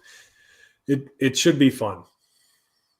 Oh yeah, yeah. We had a lot of fun this year. Our event was 2 weeks ago, and I'm already itching to go back and hang out with our great fans. Right. That's the big thing that we do it for. It's not a conference or anything like that. It's just a meet and greet for our fans to get to know the great people that we bring on our show on a nightly or weekly or monthly basis. So, it's all for them. All Sure. for them. Well, that's the only thing I like about conferences anyway. Like the way I determine whether or not I will go to a conference that I've been invited to is like, first of all, like, do I have any friends who are going to be there? And then other than that, like, what's the community like? Because it is nice to be able to meet like-minded folks, at a conference, and really be able to interact with them, not as like entertainer to audience, but it's just person to person, like that's what I like. Hold on right there, my friend. Thank you, Tex, Deb, Simon times 2, Rob, DA, Charles, Lon, and Cat Chaser for the amazing super chats. And don't forget, hey, Blob, how you doing, Blob? That's Blobbert on the screen right there. And we're going to get going right now.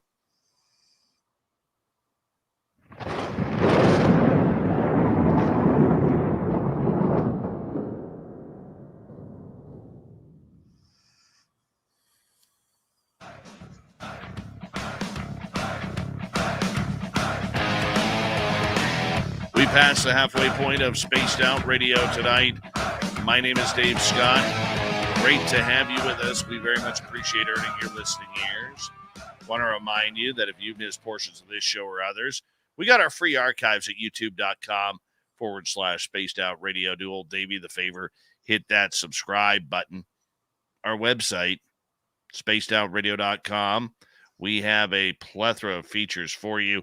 Rock out to Bumblefoot, read the Newswire, check out our swag as well.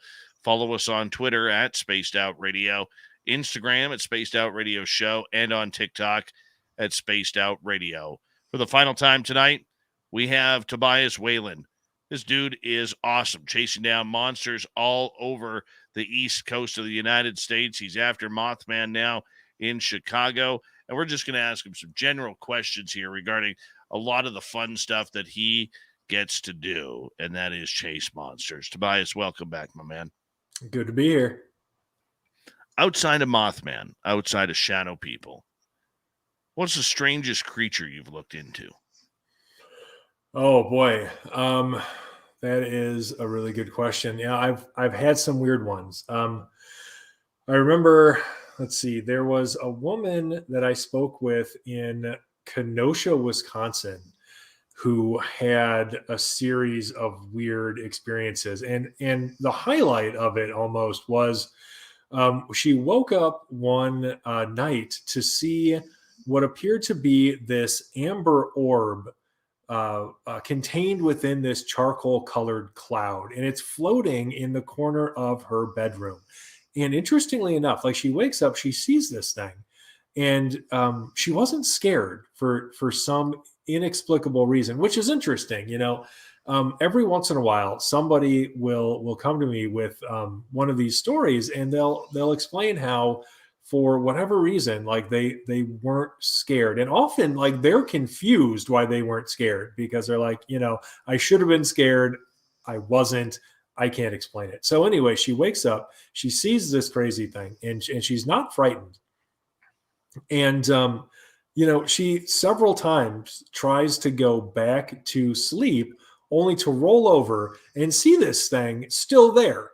And so eventually she manages to fall back asleep. And of course, it's gone by the time she wakes up. And then in speaking with her, because she originally came to me with just that story, and something I always like to do, which I think most investigators, researchers do, is, I'm always like, well, okay, but have you experienced anything else you might describe as paranormal or even just unusual, right?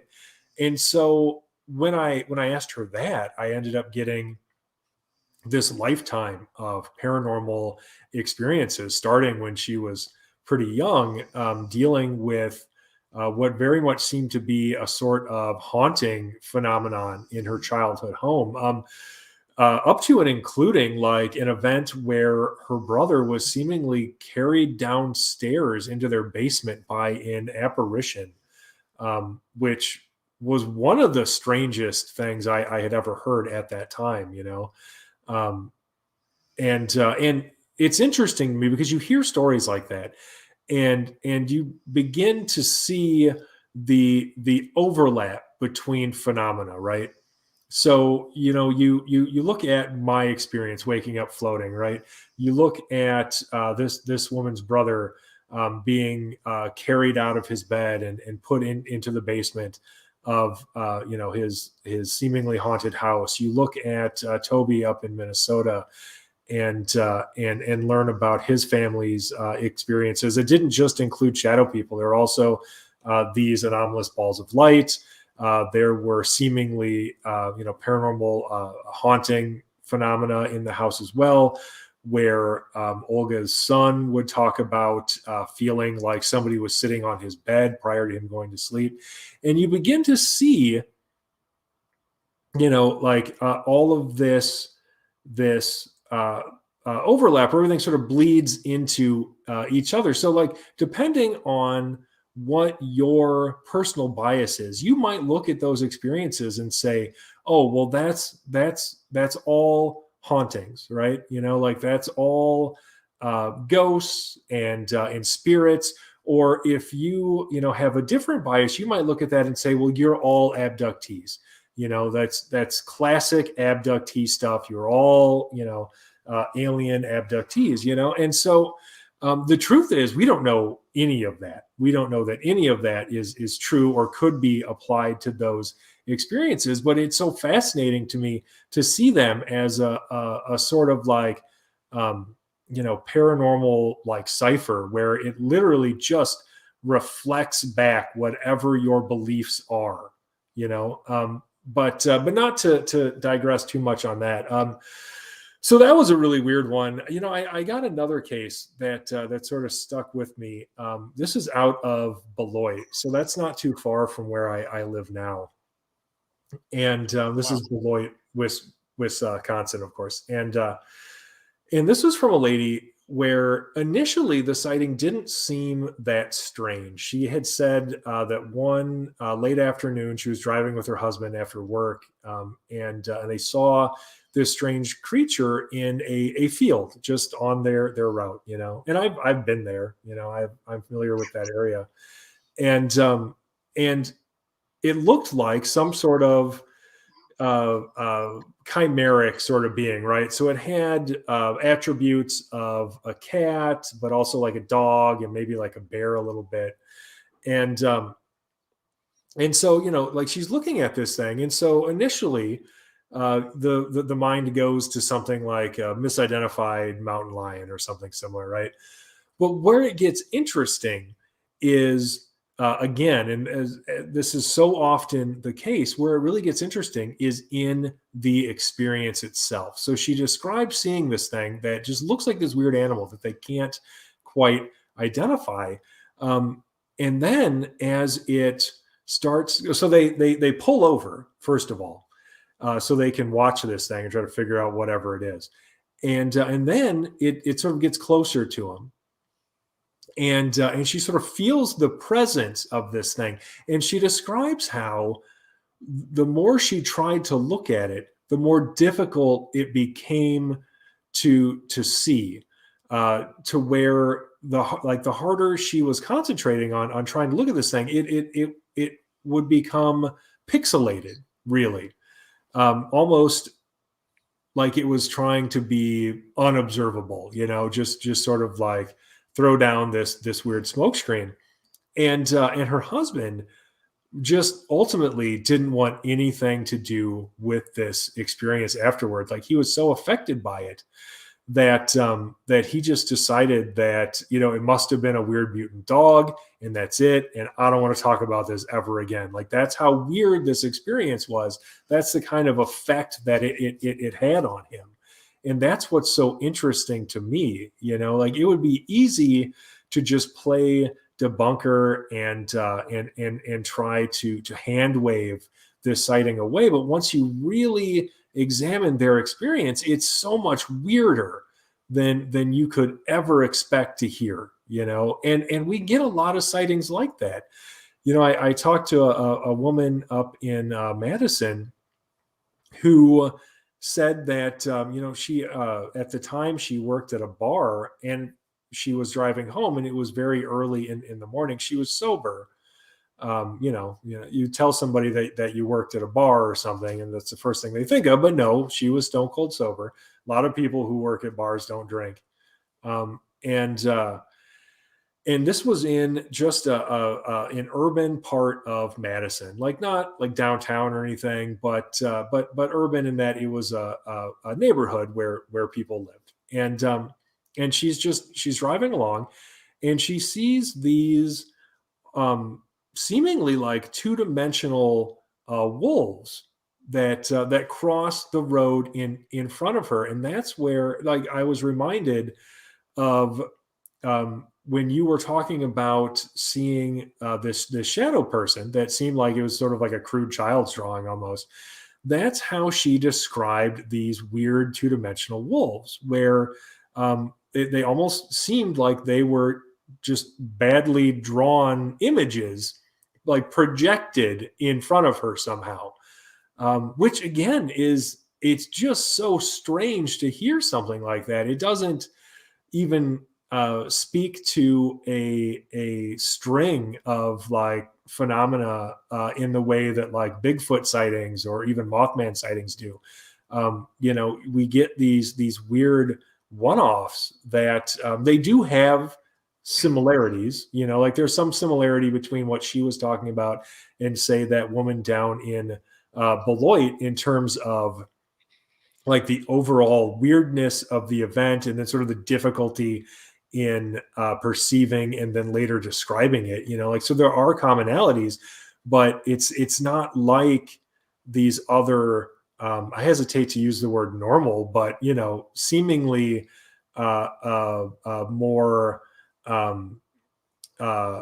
physical or really just like sensical, right? Like phenomena like Bigfoot, where it's easier to sort of wrap your head around there being this potentially being this previously undiscovered primate species or something. But when somebody tells you that they saw what looked like a poorly drawn projection of a pair of wolves cross the street in front of them, like, what do you do with that?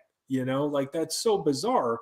But at the same time, I mean, she wasn't making it up. Like, there's no indication that this was just a story for attention or anything similar. I mean, she really seemed authentic in relating it. Same with the woman in Beloit, same with the other woman in Kenosha. Again, like same with everybody with whom I have spoken, where I have ever decided to publish their experience. They all seem very authentic. But yeah, I mean, those are three weird ones that come to mind right away, because we also get a lot of Bigfoot sightings, UFO sightings. There's a ton of those, but they're not usually as weird as that. Have you ever dealt with any of those Ewok type of creatures that seem to just jump out at you in your house or in your yard? You ever heard about those? Like a small furry creature? Yeah. Now, I've never personally received a report of that. There are small humanoid reports that are just sort of around. But I don't remember anybody actually describing something as in Ewok. I am reminded of a small humanoid report out of Barron, Wisconsin. This would have been forever ago. This took place in, I want to say, 1919, where a young man said that he saw this procession of little men. But I don't believe that they were particularly hairy, and I think they may have been wearing overalls or something similar. So no, yeah, like nothing like an Ewok. I'm interested though. Like I'm certainly curious about anybody who's had this experience. Do they describe them as sort of like miniature Bigfoot? Well, no, like an Ewok from Star Wars movies. Oh, okay. Like Yeah. literally in Like, Ewok. Yeah, like I've heard of a couple accounts, one from a close friend of mine here in my town, where she was literally carrying a basket of laundry down to her laundry room. And then out of the laundry room came this little furry creature, kind of, doing its do-do-do-do-do, stopped right in the middle of her 6-foot hallway, Hmm. And they looked at each other, and my friend screamed and dropped the laundry, and this thing went eek and ran right back into the laundry room. And when she went in there to check it on out, it was gone. Interesting. So that reminds me of the Ojibwa people have stories of the Memagwezi, which is a type of small, like riverbank dwelling water spirit. And they are usually described as humanoid, like roughly child sized, but extremely hairy with sort of like oversized heads. And so there's a precedent for that kind of thing, certainly in human experience, and it would make me wonder if what that person had seen isn't similar to the like whatever phenomenon would have given birth to stories of the Memagwezi and similar sort of like folkloric creatures, you know. Yeah, unbelievable. How about black-eyed kids? Do you still get a lot of reports of them? I have only ever received one, and it's from someone who made me promise that I would never share it, which was pretty interesting. But that's one of those phenomena that I have a hell of a time tracking down first person sources of. You know, there's lots of stories out on the internet. You get a lot of like urban legend kind of, you know, stories where it's just like, oh, well, this person here said that this happened to them, but nobody really knows the person. Nobody knows who investigated it. And so it really makes me wonder, you know, outside of the sort of like original reported sighting that sort of kicked it all off, if it isn't something that has really just sort of grown because of internet creepypasta as opposed to an actual proliferation of those kinds of sightings, you know. Because yeah, like I said, it is tough to try to track down first person sources for like a black-eyed kid sighting. Talk to a guy named Jacob Rice. Hmm. He lives just out of Seattle. He's a computer nerd, and he has 5 pit bulls. And one day he saw his pit bull going nuts on his fence. And he lives in a rural area. You know, the neighbors are kind of spread out. He's got a couple of acres. And this just happened a year ago, about 14 months ago, like January 2nd, where so he walks out and he sees this boy on the other side of the fence. And the boy's like, hey, can I come over there and make a phone call? He's like, well, why don't you give me your cell phone number and or the number you need to call, and I'll pass over my phone to you if you want to call your mom or dad for a ride. Because he's like, this is really strange, in the middle of nowhere, and this kid is asking, you know, like a kid just strolls up, doesn't matter. Long story short, you know, something is off. The dog is still going nuts. After the kid so-called left, Jacob went back and reviewed his videotapes of the incident, sees the dog, sees himself. The kid isn't in the video. See, that's really interesting to me, and it, you know, it really speaks to something that I was talking about before, where when it comes to many of these phenomena, I just don't know that we have the technology to really, you know, capture them, you know. And so it really makes you wonder sort of what, like with what he was interacting there, you know, is that some sort of incorporeal, you know, being? Was it, you know, was it something that I guess essentially was non-physical, which should be about the only way you would think that the camera wouldn't pick it up, you know? Like for instance, if it was some sort of being that was essentially interacting directly with his consciousness. So that's sort of how I always pictured ghosts interacting with people, right? Like if we're talking about the persistence of personality post-mortem, right? If we're talking about a surviving disincarnate consciousness from a deceased person, then, it would almost have to interact with you that way. It would have to be sort of consciousness to consciousness, right? And it stands to reason then that it would be as difficult to photograph or record that as it would be to, say, capture your thoughts with a digital camera, right? Like it would be that level of difficulty. Like, obviously we can't do that. And so, when I hear stories like that, like, yeah, the first thing that I would think of is, okay, I mean, was that thing actually physically present in the sense we understand physicality? Or, is this something that exists more in the realm of consciousness and interacts with us through that medium? I know. And to this day, like, if you knew Jacob, he's a paranormal investigator, but he's the type of guy where he'll spend his own hard-earned money to go buy all of this gear and apps on his phone just so he could break it down for people and say, okay, this one works, this one don't waste your $300 on, right? And he's that kind of guy because he just doesn't like people getting ripped off. Very skeptical person. And to this day, he still battles that video. It still trips him out. Doesn't know. He's never had anything like that happen.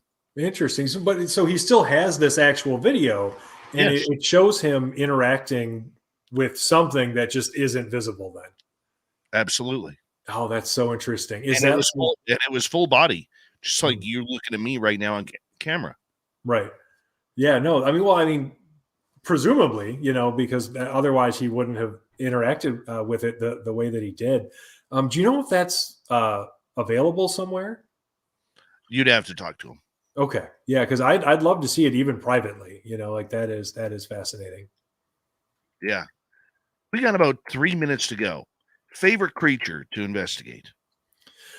Oh boy. I would say for me, okay, if we're talking about just favorite thing to go out and investigate, I'm gonna say Bigfoot or Dogman, because I love being out in nature. I love traipsing around the woods. Emily and I will go out with our friend Jay Bachochin relatively frequently out into the Kettle Moraine State Forest here in Wisconsin. And there's a lot of reported like Bigfoot and Dogman activity all along like the Ice Age Trail, just all throughout these woods, right? And it's a lot of fun. Even if there wasn't anything out there for us to investigate, I would still want to, climb down into the kettles and see all of the wildlife and everything out there. So yeah, I mean, just for getting out into nature, I'd say that's number one. Ghosts are probably a close second though, because I also love history and going to historic places. And so anytime I can get access to some creaky, dusty old building with an interesting history and just poke around in it, that is also always super fun. Do me a favor over the next 90 seconds, because we're so thankful, Tobias, to have you on this show. And I really hope we could do this again, because this has been a lot of fun tonight. And feel free to join Lon and I anytime you want on Strange Days. That would be really, really cool. But do me a favor, if you don't mind, let people know where they can find your writing, your research, and anything on social media. Yeah, definitely. So if you're interested in learning more about what we do, you can look for the Singular Fortean Society. You can go to our website, which is singularfortean.com, or if you look for basically at Singular Fortean on any social media platform, you should be able to find us. We are on Facebook, we're on Twitter, Tumblr, Instagram, TikTok. My lovely wife, Emily, takes care of all of that stuff and ensures that this crotchety old man somehow has an internet presence. So yeah, you should be able to find us all over the place.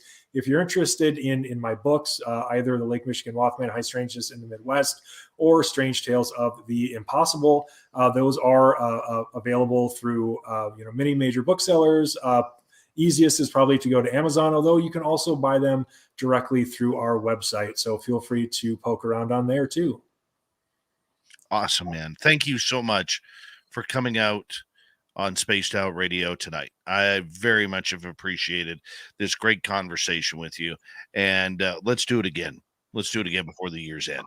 Absolutely. I would love to. Thank you so much for having me. It's been a blast. Tobias Wayland, everyone. Find him on social media. Dude is great. Fantastic, fantastic research. Coming up next in hour 3, we're going to head to Among the Missing. Steve Stockton has a special story for us. Then, NASA. Yeah, you guys got egg on your face. UFO report right after that. Great show, buddy. Great show. That was a lot of fun. That was a lot of fun. So thank you so much, honestly. I appreciate you taking time, man. And I, like I said, it's been a few years that I've wanted to do this interview with you. I'm finally glad we had that opportunity. Yeah, definitely. I'm happy to be back anytime. Happy to collaborate on anything. So, well, my man, you get to go to bed. It's 2:00 in the morning where you are. Right.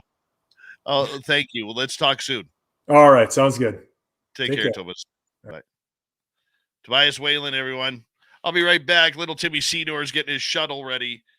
Yeah, he loves NASA. He thought today was wonderful, spectacular, lots of information. We'll be right back.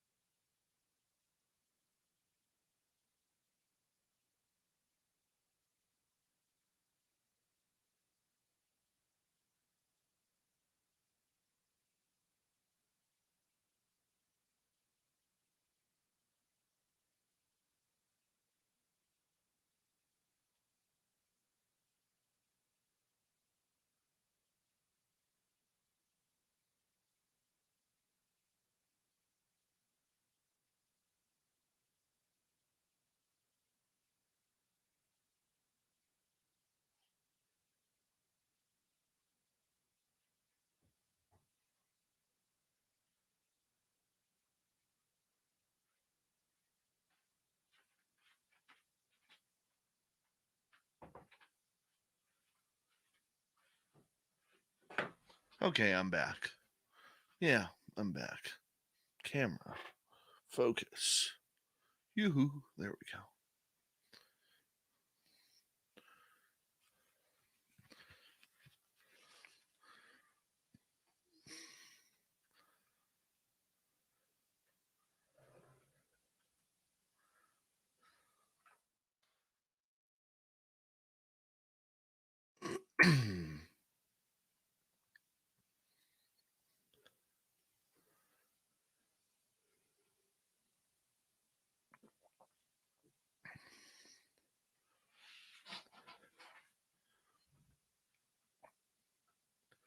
What a good show. Solid show.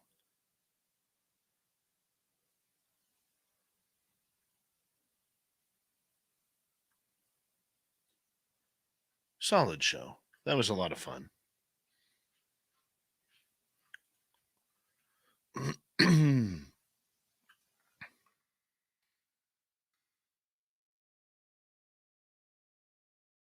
Random Gee. Random, do you want a link? Do you want to join Tim and I?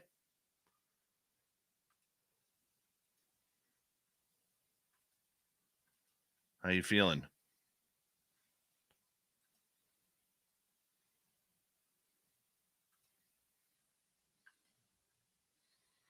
Random Gee.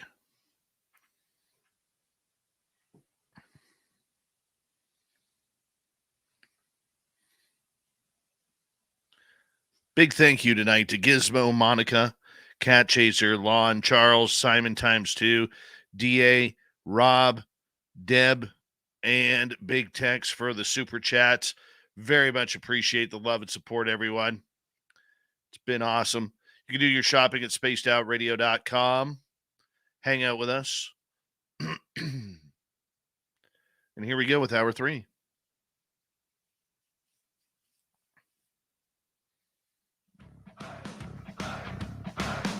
Would you like to connect with us? Head to spacedoutradio.com for all your latest show info. Now, back to Dave Scott and SOR. Here we go with the third and final hour of Spaced Out Radio tonight. My name is Dave Scott. Very much appreciate earning your listening ears wherever you are on this beautiful planet we call Earth. Hi to everyone listening in on our terrestrial affiliates around North America, digitally on Odyssey Radio, TalkStream Live, and KPNL. All of our archives are free. Join us at youtube.com/Spaced Out Radio. Do old Davey the favor, hit that subscribe button. The Desert Clam has set the password for tonight in the SOR Space Travelers Club. Recloyer. Recloyer is your password. Use it wisely, Space Travelers, as the Clam sets the password each and every night right here on Spaced Out Radio. Our website is spacedoutradio.com. We have a plethora of features for you. Rock out to Bumblefoot, read the Newswire, check out our swag as well. Follow us on Twitter at Spaced Out Radio, at Instagram at Spaced Out Radio Show. It is that time of the night where we head to YouTube, and among the missing, Steve Stockton is back with another creepy story. Hello, friends. Welcome to Among the Missing YouTube channel on Spaced Out Radio. I'm Steve Stockton, and I'm about to take you on an unbelievable journey of people just like you. Their stories and encounters will haunt us on Among the Missing.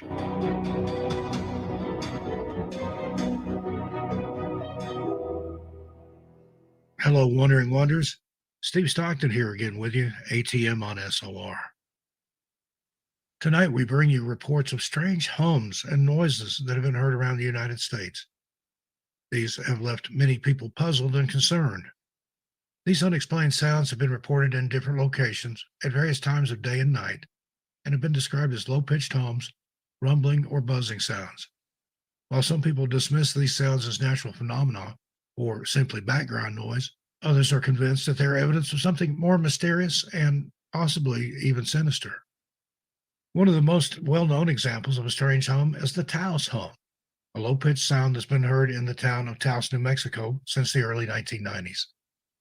The sound has been described as a humming, buzzing, or rumbling noise and is often accompanied by a feeling of vibration. Despite numerous investigations, the source of the Taos hum remains unknown. Some people speculate that it could be caused by underground military activity or even a secret government project, while others believe that it's a natural phenomenon that is simply not yet understood. Another example of a strange hum is the Windsor hum, a low-frequency sound that's been heard in the Canadian city of Windsor, Ontario, since 2011. The sound has been described as a low-pitched rumble or hum, and is often loud enough to be heard by people inside their homes. The source of the Windsor hum is also unknown, although some people speculate that it could be caused by industrial activity or a nearby steel plant.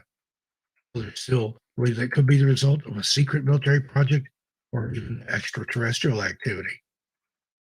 Similar unexplained sounds have been reported in other parts of the United States, including Kokomo, Indiana, and Bristol, Pennsylvania. In Kokomo, a low-frequency hum has been heard intermittently since the 1990s and has been described as a rumbling or vibrating sound. In Bristol, a mysterious humming noise has been heard since 2011 and has been described as a low-frequency hum that sometimes sounds like a diesel engine or distant thunder. Despite the numerous reports of strange hums and noises, scientists and researchers have been unable to explain their origin.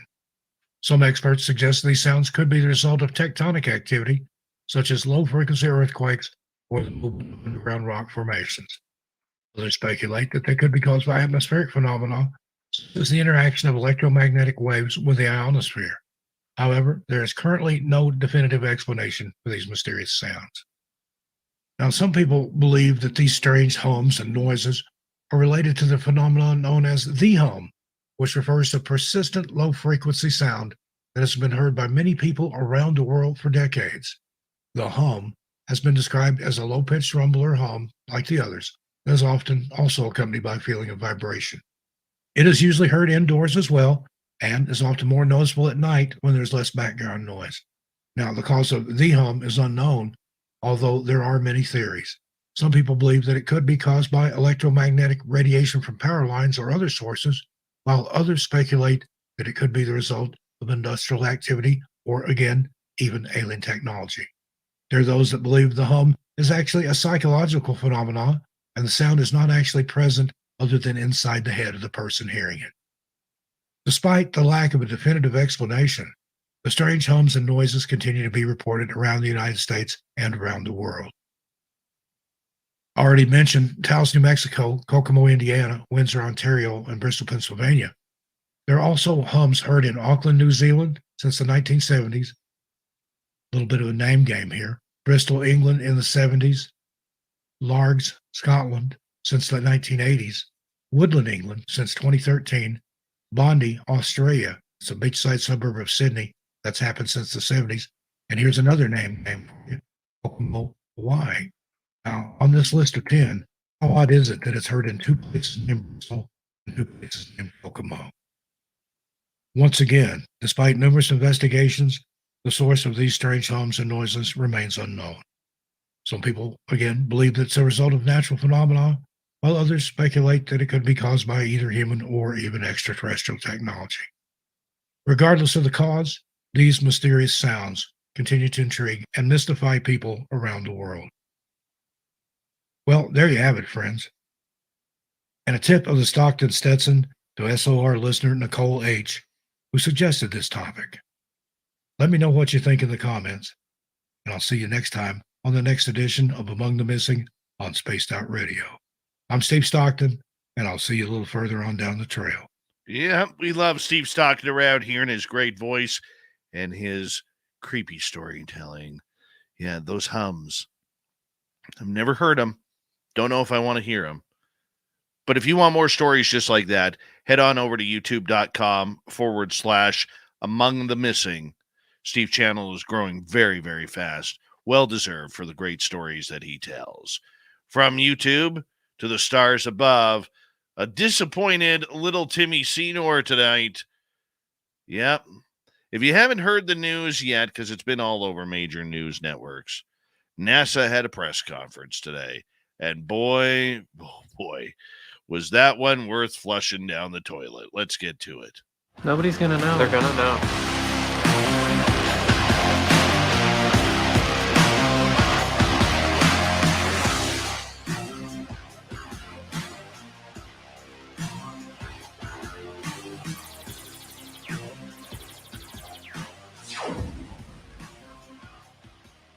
Well, Tim, it was a whole lot of nothing today as some of the brightest people in the astrophysics world gathered at NASA HQ for what was supposed to be a public forum, yet their YouTube channel had shut off the chat during their public forum. And the questions that the public wanted to ask were as colorless as beige walls on a beige house. I'm telling you, Tim, I don't know if I could be any more disappointed in NASA than I am today. I was expecting this. We got exactly what I expected, exactly what I called. You're Mr. Optimism. I'm Mr. Pessimism. And yet you're feeling the same way I am.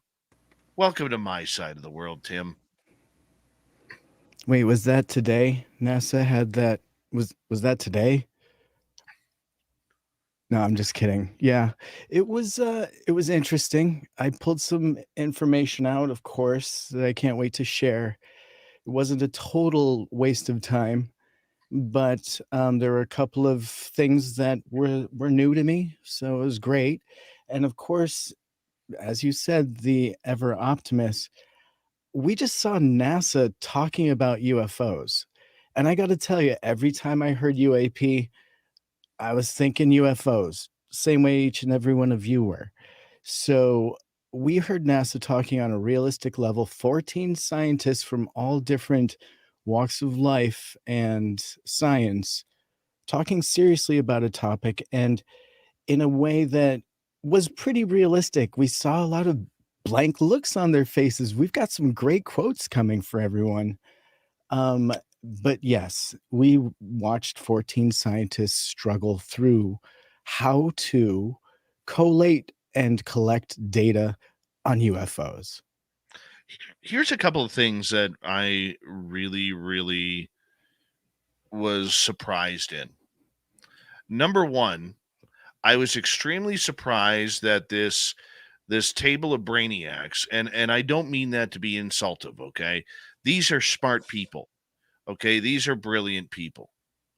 But I was surprised at how much they struggled with the UFO format.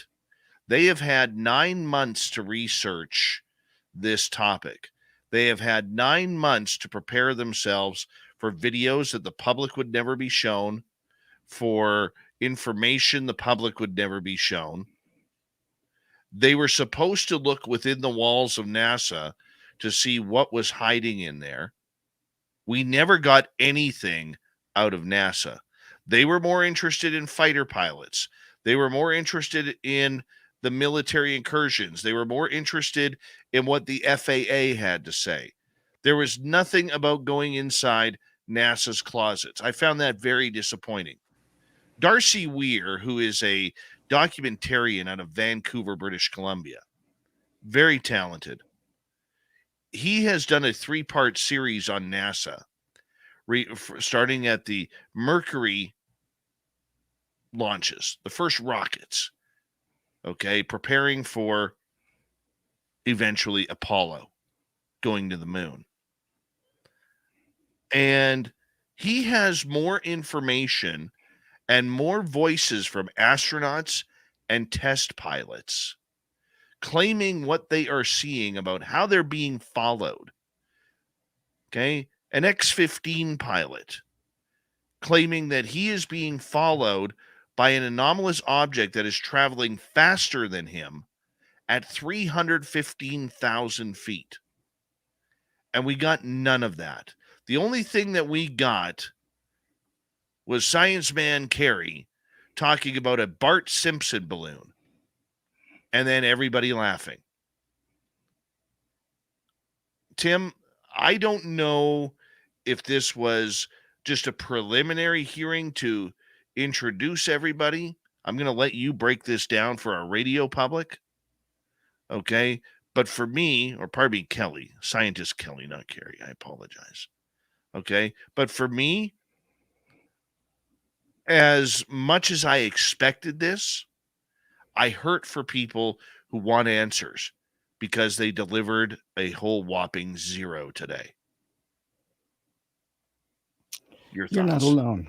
Yeah, you're not alone in that sentiment. So to break it down for people that may want the details, members of NASA independent study team held a public briefing on its current efforts to categorize and evaluate data related to unidentified anomalous phenomenon, or UAP, in a meeting that included participation from the DoD and FAA officials involved in similar efforts.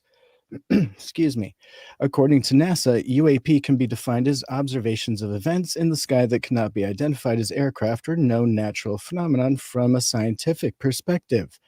And during opening remarks at Wednesday's event, Daniel Evans, Assistant Deputy Associate Administrator for Research with NASA's Science Mission Directorate, said the team updated its terminology to convey that UAP, excuse me, represented all domain anomalous phenomena rather than merely aerial observations. However, Evans clarified that most of the data NASA currently is evaluating as part of its independent study still involves observations of aerial phenomena. During the opening remarks, Evans also expressed his displeasure that several of the study members have been subjected to online abuse due to their decision to participate on this panel. And Evans even added that NASA's security team is actively addressing the issue. So NASA stands behind all its panelists and won't tolerate any of the abuse. And Can we stop there for a second? Because absolutely. I think that's an important post here. Okay, who was harassing them? Was it fellow scientists? Was it some of the nut bars in ufology who don't believe anything that's going on, that think this is a giant ruse? Because you know what? Even though they failed today, we still need them. Tim, we still need these scientists to get on board with this subject. Okay. So, did they say who or what was causing this harassment? Not in the public portion. It was asked, and we can assume, come on, Twitter. It's not that big a deal. This is preliminary. And so, if you want to get into some of the quotes that we had, I can probably give you a couple of those as we move forward with the story. But more on a positive note, I would like to consider that Ted Rowe from NARCAP had something to say. Would you like that quick quote? Yeah, let's do that. Ted Rowe from NARCAP says that NASA is just starting its study. Arrow is 1 year into its since the office was officially established in May 2022. And it took us about 18 months to implement the UAP program at the American Institute of Aeronautics and Aerospace. And it takes time to design and implement a program. From initial implementation to research, publication, and eventually conclusions is a long process. Independence, neutrality, and transparency are foundations of scientific research and publication. A common scientific research arc estimate is 10 years. So by that, he's saying that we should be patient and allow these people to do their work. This was a preliminary conference to try and figure out how they can put things into an order that they can all agree on as to what evidence is evidence. And I think that that's an important place to start from. We did see a lot of people very new to this topic, but please, back over to you, Dave. Well, hold on here. No, it doesn't take 10 years. Not at all. Okay. Potentially. And no, it doesn't, Tim. Let me explain why. Okay. It's a cop out. And the reason why it's a cop out is because they already have the scientists who are of serious knowledge that could bring these people in to break this down ASAP, probably within 6 to 8 months, maybe a year. All right. Where was Gary Nolan?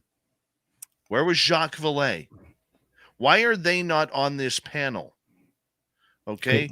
Where is that same question? Where is Eric Davis? All of these scientists that have been involved with this, even people who know what we do, Science Bob. Okay. Now, granted, he doesn't have a security clearance anymore, but that's just throwing a name out there. There are hundreds of scientists who are part of the SCU, the Scientific Coalition of UAP Studies, who could have done a much better job than a bunch of rookies who don't even know what UAP means coming out there and saying we need a decade in order to figure this out. No, what you're doing is you're begging for money. You're making a cop-out for budget and money to study these fake UAP. That's what it is. Yeah. And Dave, I got to highlight, I'm trying to bring you all aspects. My personal opinion is very heavily weighed into the disappointment. My question was posed before the panel at the very end, but it was grouped in a question so that my direct question about astronauts and whether they're going to be brought forward and any of their testimony brought to the public was actually asked and glanced over because it was grouped within a multiple question, so that by the time the panelist was answering, he was only remembering portions of the question. It was very cleverly done and frustrating for the people in, the public audience with their questions that needed to be answered. So my personal opinion was utter frustration. And I saw a lot of people squirming in their seats and potentially being deceptive. Some of the people in the know there, especially you had mentioned Scott Kelly, the Bart Simpson balloon frustration. Why would you bring that up? Why talk about things that are mundane? He could have brought up an equally interesting story, I think, that about something anomalous. And he's running the NASA astronaut office. And he says to his recollection, there's never been any mentions of UFOs. Well, that's really hard to swallow because we know that that's probably not what they're debriefed on in that office. So he's able to potentially say that statement truthfully. There was a lot of ducking and diving going on during this. So my personal opinion, I'm trying to keep out, and you're getting it boiling over a little bit here, but it was fairly frustrating to watch people like Spergel saying that we need high quality data. That is absolutely frustrating to hear a quote like that addressing the often sporadic data collection methods used to collect information on UAP, quote unquote. Very frustrating to hear when we know that these are the top data collection instruments on the planet being used by NASA and the DoD and Space Force and so on. And these are all working together hand in glove. So there really is no excuse at this point for high quality data being not available to the scientists right now. And let me just highlight my final thing before I finish my rant. I would love to highlight that we don't need to see any more mundane videos of airplanes. If you deciphered it as airplanes, we don't need to see that. Bring us the stuff your scientists don't have an answer for. Over to you. We got about a minute to go before we have to go to break. At the bottom of the hour, it's a UFO report talking NASA tonight. You know what's funny is I actually have my NASA shorts on. I do. They're my most comfortable shorts. But, the idea behind it, I mean, look at Sean Kirkpatrick, the head of the Aero program. He comes on and says, there's nothing in the sky. There's nothing in the water. Played it right down. This is your job, dude. Your job is to find UFOs. Your job is to take these reports. You have well over 800. Even if 2 to 5% of them are anomalous, you got something going on here. And that's why, and I will reiterate to my audience ad nauseum, there's a big difference between UAP and UFO. Because if only 2 to 5% of those reports are anomalous of objects that they don't understand what they are, that means the 95 to 98% are man-made. What is man-made? UAP. And on that note, Tim, we're going to come back. We're going to break this NASA thing down for the next half hour. It's that important. It's our only topic on the UFO report tonight. We're going to get more into the attitudes of a lot of these people that were on stage. They're better than us. They don't know what we know, but they know more. UFO report continues right after this.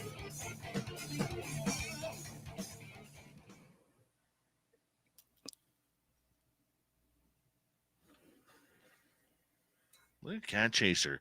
Tim is an SOR treasure. Oh, that's sweet. Thank you.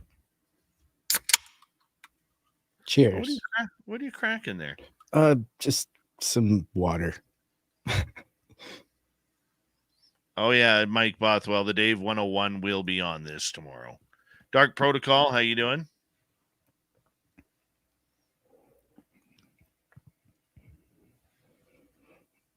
Tokeland, how you doing?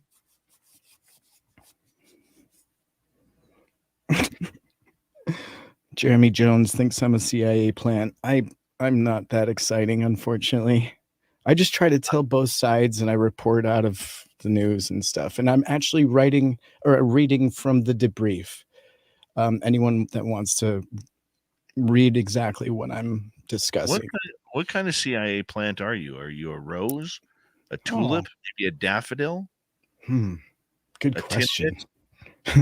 I'd be a cactus. I think I'm just sitting out there, no water, just stranded.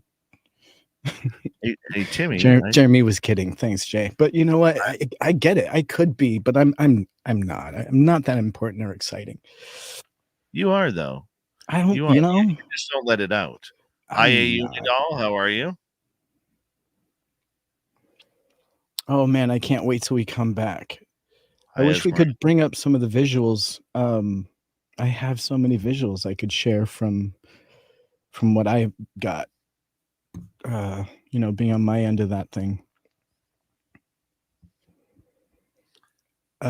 So they only glanced on the underwater portion of things, and the oceanographer barely spoke. But boy, is there more to that. Mm-hmm. Refusing to talk about. But the question is, here is my big thing about it, Tim. Their job when this fake study first came out, they were supposed to investigate NASA. Good point. NASA has nothing to do with the ocean. NASA has nothing to do with the FAA outside of when their rockets launch. Yeah, but they're reporting on this as being the hotspots. And I think it's pretty obvious that it's not interested on inland interests, right? Yeah. But here's my point, though, Tim. They paid $100,000. The government gave them, it doesn't sound like much, but gave them $100,000.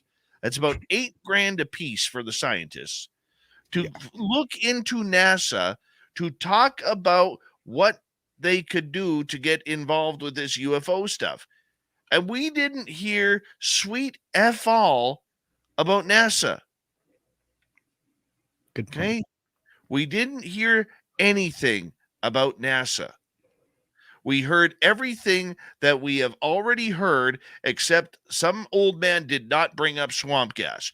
That was a victory today. Bart Simpson balloon made its way across. There were still chuckles amongst the people that are supposed to be studying it. That was incredibly frustrating to witness live. I mean, come on, guys. That was brutal. And then we haven't even gotten into the debunking of how God. I mean, half an hour is not enough on this. It's not enough. Forget about it. I have a lot of notes. I was taking notes. These people need to be taken into a back room and shaken until all their brains fall out. Well, what's funny is all they would need to do is ask the right people, I guess, in the public that are actually getting results if they want to know what sensors to use. They're not even expensive. I mean, and for those of you who don't know, Tic Tacs are now, thank you, random guy. Tic Tacs are now seagulls, and the go fast is now the go slow. Brutal. Yeah. Yeah. But the question is, on the go fast or go slow video, who's lying now? It gets so deep. We knew this was going to happen, though, Dave.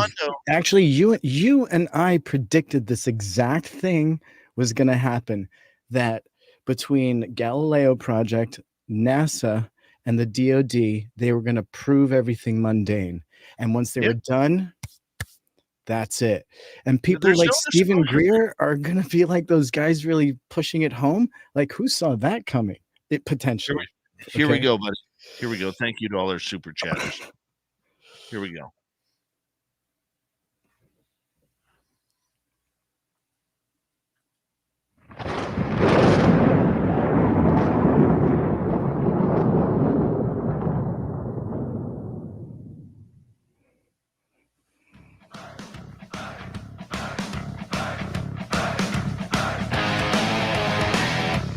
We've rounded third. We're heading for home tonight on Spaced Out Radio.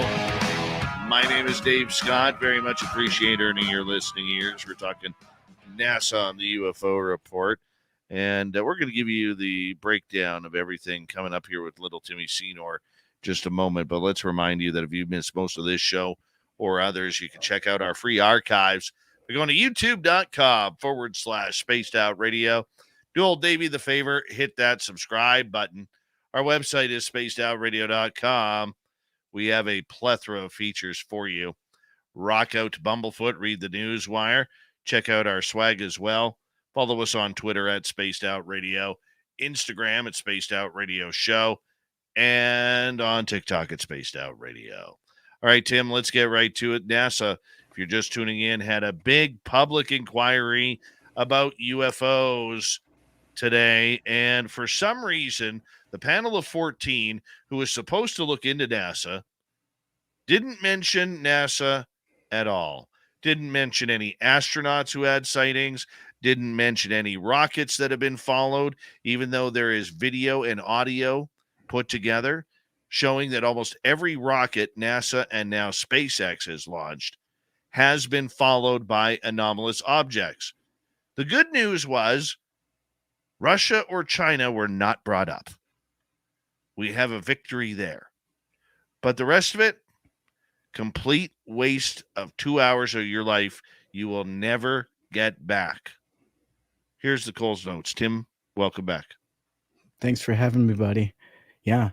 Can I just say one of the highlights for me with this dog and pony show was David Grinspoon, like 4 hours into this, kind of on his back foot, like, why would we lie? We're scientists. And, if we were to be the guys to deliver the facts that alien or extraterrestrials were here, or we knew of their existence, we'd be right there with the information. And then he kind of ponders for a moment and he's like, of course, after we had considered all the data and made sure that all of our data points were valid, the last thing you want to do is announce something and then have to retract it. But that's not transparency. That's not like, hey, we found something, let's talk about it. It's not like, hey, look at these photos, we don't know what it is.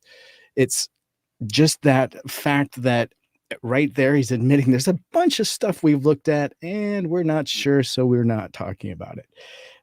It's just that way to be able to look you right in the eye and not tell you that they're not going to tell you anything. And random guy, you nailed it. It felt like a waste of time. Now, again, we got to consider this was preliminary. Maybe there was 1 out of 14 in there that is considering this for the first time and is interested, and we've sparked some interest in them, and they'll want some truth, and maybe they'll try to independently bring it to the public. But boy, you're really rolling the dice there, and we know, just coming back from Vegas, anyone that went there probably came back with less money, right? The odds are stacked against us, and the house always wins. So, we have to consider that. Now, Sean Kirkpatrick brought some interesting new highlights that we hadn't seen before. Dave, do you value any of the input from the slides, or are you just like, this is more nonsense and smoke and mirrors? Look, Sean Kirkpatrick has done a hell of a job at playing down the idea that UFOs are even in existence. His entire job is to be the mother hen ruining the party. That's his job, ruin the party. That's why Lou Elizondo is not a fan of his. That's why people on, the pro UFO side want nothing to do with him, can't wait for him to step down. All right. And probably will go over to run Enigma Labs and make $1 million a year. But that's another story. Okay. Here's one thing that I was disappointed in is reading a number of Twitter comments from those who they're not in ufology, but they seem to be loud voices in ufology. Jeremy Corbell, Sean Cahill, and many others saying today was a wonderful day, a victorious day for ufology, and that it's something that we have to take baby steps with. Okay? This is where I have a problem. There was no victory today. There was no victory. There were no answers. NASA still holding its secrets. A panel of 14 hired on a $100,000 budget, and half of them can't even tell you what a UFO is. Well, yeah. Now let's consider for a moment exactly what Lou Elizondo did say, can we? Sure. I Go mean, ahead. what he says here is that he thinks it's pretty evident that NASA nor the government knows what the hell is going on regarding these orbs. Chances are the same holds true for many other incursions. And that is a quote, and so he's also saying that NASA staff are being harassed, and he feels like it's reinforcing that stigma. And so he's reinforcing that that's been his perspective the whole time, that we need to remove it. So, kind of two different things there, but consider that for a moment. I'm sorry to have to swear there in that quote, but you can consider the fact that this is an interesting time, and we're getting information from NASA. They are considering this. So I don't know, Dave, what's your perspective? They have to start giving information. Okay? Stop pushing the topic away. Stop treading water. I mean, it's like training children how to swim again. Each and every time we have one of these hearings or panels or discussions, it's like watching children learning how to swim. And everybody who actually knows something about this topic is pushed to the side. If they really, really wanted to bring this topic out, ladies and gentlemen, you have about 300 scientists who are signed up with the Scientific Coalition of UAP Studies, otherwise known as the SCU. You have many members who are very public about this, like Jacques Vallée and Stanford Gary Nolan, Dr. Michael P. Masters, with his extra Temptation Island terrestrials or whatever the hell he calls them. Okay, he's a good fan of this show. What about Simeon Hine, another doctor who's been looking into this? What about Bob McGuire? Okay, and they don't even need to be scientists. You're telling me that somebody like Richard Dolan, who is a former professor, couldn't help out with this? Right? Yeah. Well, you know who I did like in this panel, and I'm just going to say this, Mike Gold, right? This is the guy that spoke up at one point calling this an anomaly in a haystack. If you might remember, he was in the back right in the panel. And part of what he said is, why are we here? Not meaning us as humans, but those panelists. Like, we haven't even defined what we're looking for. What are we looking for? He didn't even seem to realize why he was in the room, right? This guy is pure gold. Mike Gold, you are pure gold, buddy. I love that you think and speak without any filter. Well done. Because this is the guy that also is saying that it's time that NASA kind of helps pushing back against the stigma. Like, it's pretty much feels like the stigma is coming from NASA itself. Otherwise, we'd be hearing from their astronauts. Pretty frustrating, but it just shows the fact that these people were just pulled out of a hat and weren't properly prepared before this initial meeting.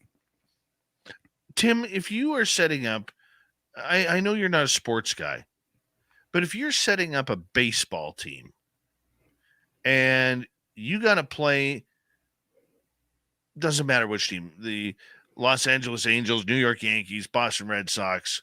I'm not a National League fan, so, we'll stick with the American League. Are you going to send out a team of rookies against an all-star lineup or a true bona fide Major League Baseball lineup? Are you going to take a bunch of 16-year-olds, 17, 18-year-olds and put them on the diamond? No, no, you wouldn't. But you know who the manager of that was, who went right out into the audience after he made his speech, Sean Kirkpatrick. And he was sure to step in and have a word when things needed to be kind of corralled back towards the conversation at hand. It was very obvious that they'd all been briefed by him before, and there was a level of things that weren't going to be covered, that sort of thing. And his presence throughout, I thought he had left after, but he wasn't on camera, but no, he was in the audience. And so I found that very interesting, that it felt like he was kind of keeping them corralled on topic. Well, that's fine and dandy, but they weren't even on topic. When this and I will repeat again, when this $100,000 came out, it was supposed to be Bill Nelson's baby, bringing in a bunch of elite scientists to wrangle up them UAPs and find out what NASA knows. Right. And nobody asked the question publicly, what's in your closet? You're so right. You're so 100% right. However, Kirkpatrick shared several slides, and I'll quote here again from the debrief, that included updated versions of those previously shared during a Senate hearing earlier this year, which conveyed AARO's latest data on typically reported characteristics of UAP, as well as recommendations for NASA's independent study. And in, me seeing that, Dave, was kind of in the beginning of the presentation, kind of corralling people, letting them know these are within the boundaries of what we're going to be talking about, in my opinion. And so Kirkpatrick also addressed a video depicting a metallic orb filmed over the Middle East that was first revealed during Senate session weeks ago, noting that similar objects have been seen all over the world, adding that we see these making very interesting apparent maneuvers. But again, I would like to note that in this, we still haven't seen this object, Dave, really breaking any of those rules of physics that would consider this thing phenomenal. But back to this article, responding to a question from a study member, Nadia Drake, about the number of reports currently in AARO's collection, Kirkpatrick said, "We are now over 800. Noting that close to 100 new reports were obtained from recently acquired FAA data on UAP. So, Dave, I thought this was also interesting that now just finally we're getting a collaboration between the FAA and AARO, but we'd been told that both civil and commercial and NASA had been collaborating for months now. So it's a bit of two different pieces of information. Even in his slide, it stated that they'd been collaborating. So why is this kind of a new thing that we're hearing from them in this new piece of information? Conflicting information that I just thought was of note, because it kind of points out that they don't know what is going on with this collaboration. And so in this, continuing on, if you like, Dave, did you want to chime in here before I move on? Well, I do want to say something. If anybody Please. won during this, if this was a win-lose situation, ufology lost today. The big winner was the skeptics. Okay, Sean Kirkpatrick coming out and saying we have no reports of anything coming out of the water or anything coming from space. That's number one.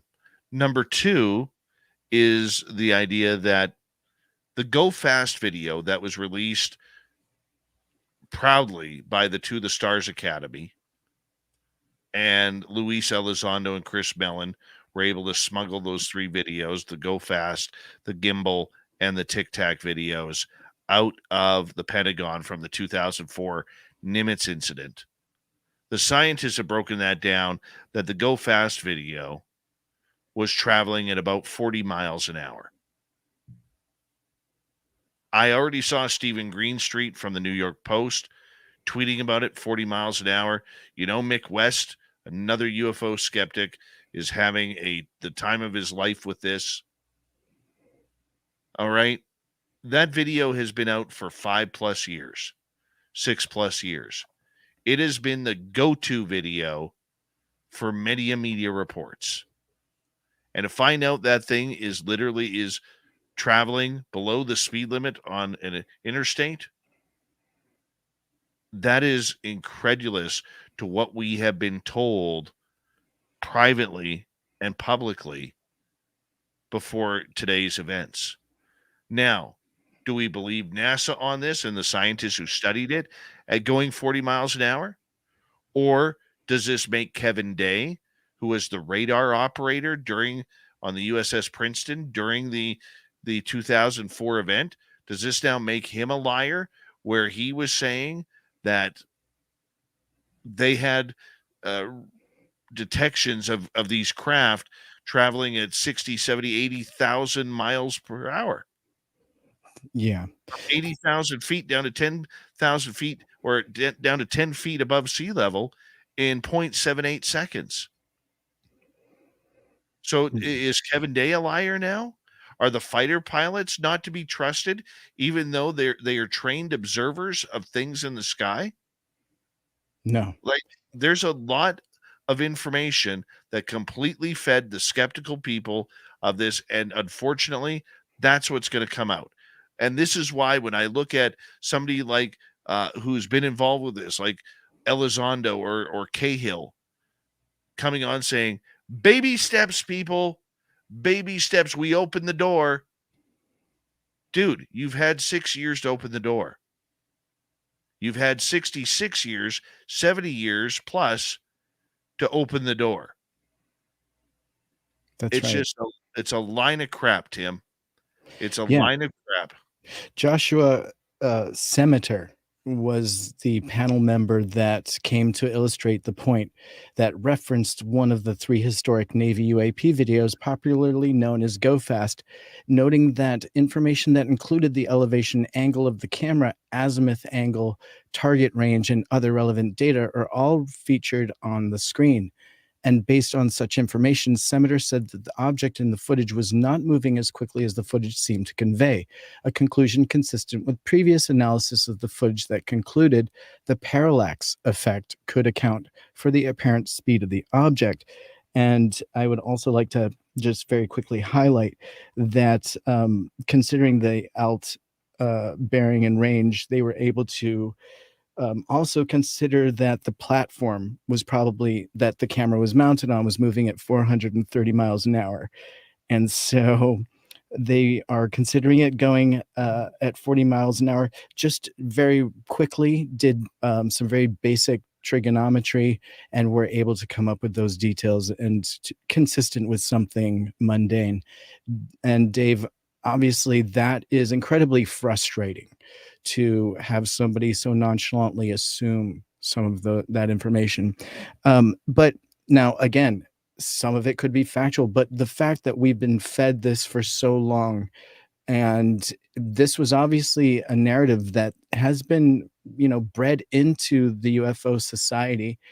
What would be the reason for that at this point, other than to kind of throw things down a channel to make money for something or something else? Dave, help me. Well, Where I think am it I is going with that? It's about money, and it's about trying to bring these people more budget. More budget, more budget, more budget. I think Random Guy says it completely fair here in our chat room today. Don't trust anyone celebrating today. It shows you who's real. And I think that is the realest statement that we could go by today. Yeah. Tim, I'm angry. You're disappointed, but there is a reality to this. Anyone celebrating this NASA public statement today shows you that they're not into it for anything else but to be nefarious. That's it. That's it. And, we only got about 90 seconds here before we got to wrap this up. But NASA, out of anybody on this planet, should know about UFOs and potential alien life forms. They played the people and the public for fools. Over $100,000 wishy-washy budget. And we got what we expected today. Nothing. Nothing. Nothing about whistleblowers. Nothing about Apollo missions. Nothing about Mercury. Nothing about Gemini. Nothing about the shuttle program. They didn't even address why the cameras get turned off every now and again for no reason passing the International Space Station. They barely got into it, Tim. They said that they don't. They don't Yeah. shut them off because of that. Because of, yeah. Sure. They addressed it. And can I highlight again very quickly how frustrating it was how they took the public questions and compiled multiple questions into a 5-part question to throw off the panelists on the iffy bits. So they were able to ask about astronauts, but not directly get any answers. And they were like, anyone? No one wanted to answer it. So they moved on to the next question. What was that? What was that? I mean, that's why I got up at 7:30. I mean, come on. Did you find that frustrating how they put all those questions together like that, Dave? I did. I found it very frustrating. You don't ask the public for questions and then combine them 5 each. You don't. Do it properly. Be cool. NASA is nothing with that right now. They have egg on their face, and they deserve to have egg on their face.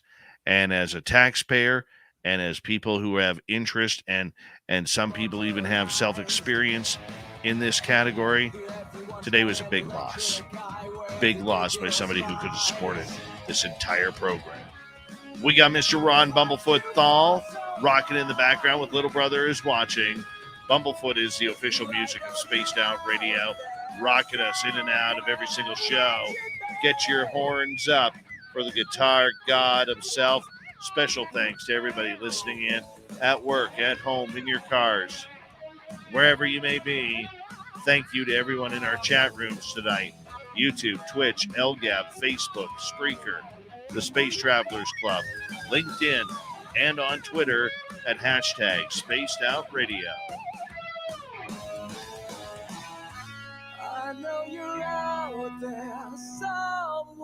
Remember, this show is copyright by Spaced Out Radio and SOR Media Ventures Limited. Thank you so much for choosing to share your evening with us, because together, my friends, we own the night. Mr. Bumblefoot, we need a favor. We need you to take us home.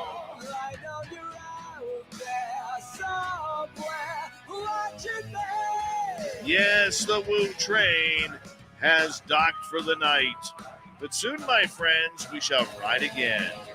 Your seats are always available. Your tickets never expire. And if you want to bring a friend, we got room for them too. Good night.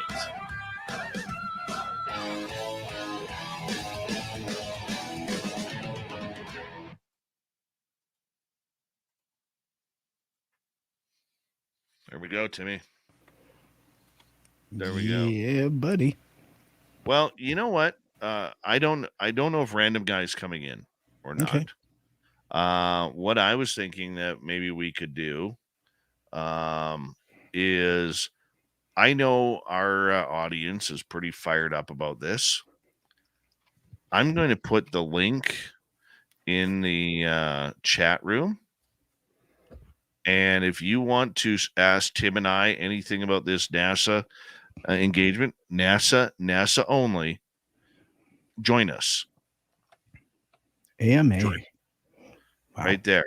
So what I'm going to do, Tim, while we're waiting and while I'm prepping for the show here. Normally I take a break here in about 15 minutes, but I'm going to take a quick break right now. You can take a quick break as we speak as well, Tim. Cool. Tim and I will be back in like 2-3 minutes to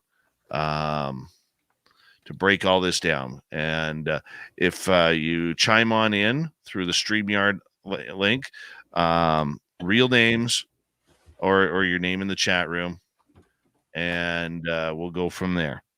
Okay? So we'll be right back, and give us 2 minutes.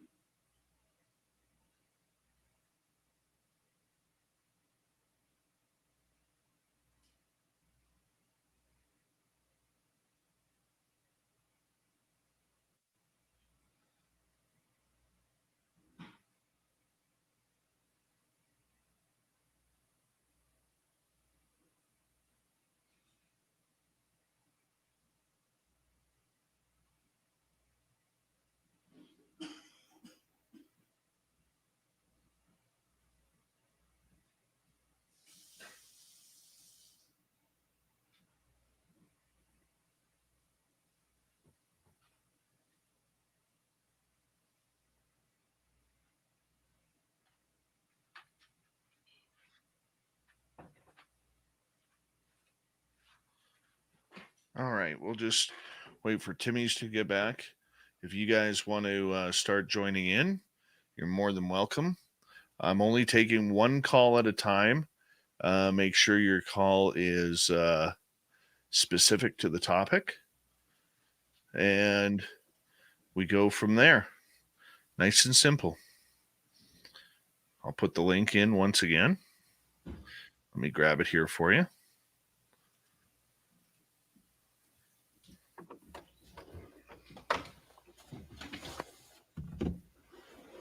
pin that. See if I can pin that. Sure. There you go. There, it's pinned. So that way it's right at the top if you want to come on in. Timmy, how you doing? By the way, it's that time of the night, Tim, where we should welcome in all the agents and agencies tuning us on in tonight. Mama Catherine, mwah, we love you. All right. And Charlie, thank you for the hat. And hi, everybody. Welcome to the show. I'm Dave. That's Tim. Tim's over here. And you know what? We say thank you. Give us a call sometime. You already have the number, so we don't need to post it for you. All right. And remember, some of us can be bought. Absolutely. Absolutely. Thank you, agents and agencies, for tuning us in tonight. We appreciate it. All right. Go ahead, like and subscribe. Exactly. And if you are an agent or agency, make sure you hit that subscribe button, ring that bell. All right. We're waiting for you guys. This is your chance to sound off. Tell us what you think. Just keep it clean. No swearing. As much as you want to swear. We don't do this often. Who's coming in?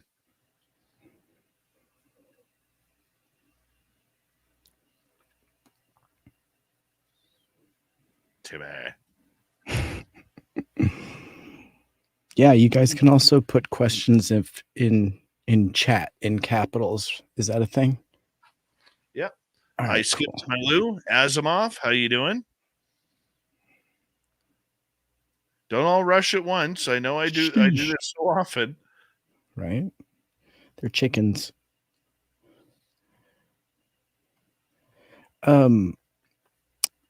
Yeah, so I can fill in the gaps. Nicole just wants to talk politics. It would be great to have her come on and give her opinion if she is available. She's going to say her hair isn't done. She doesn't have to have the camera on. We can just have her golden voice. Yeah, I agree. Come on in, Nicole.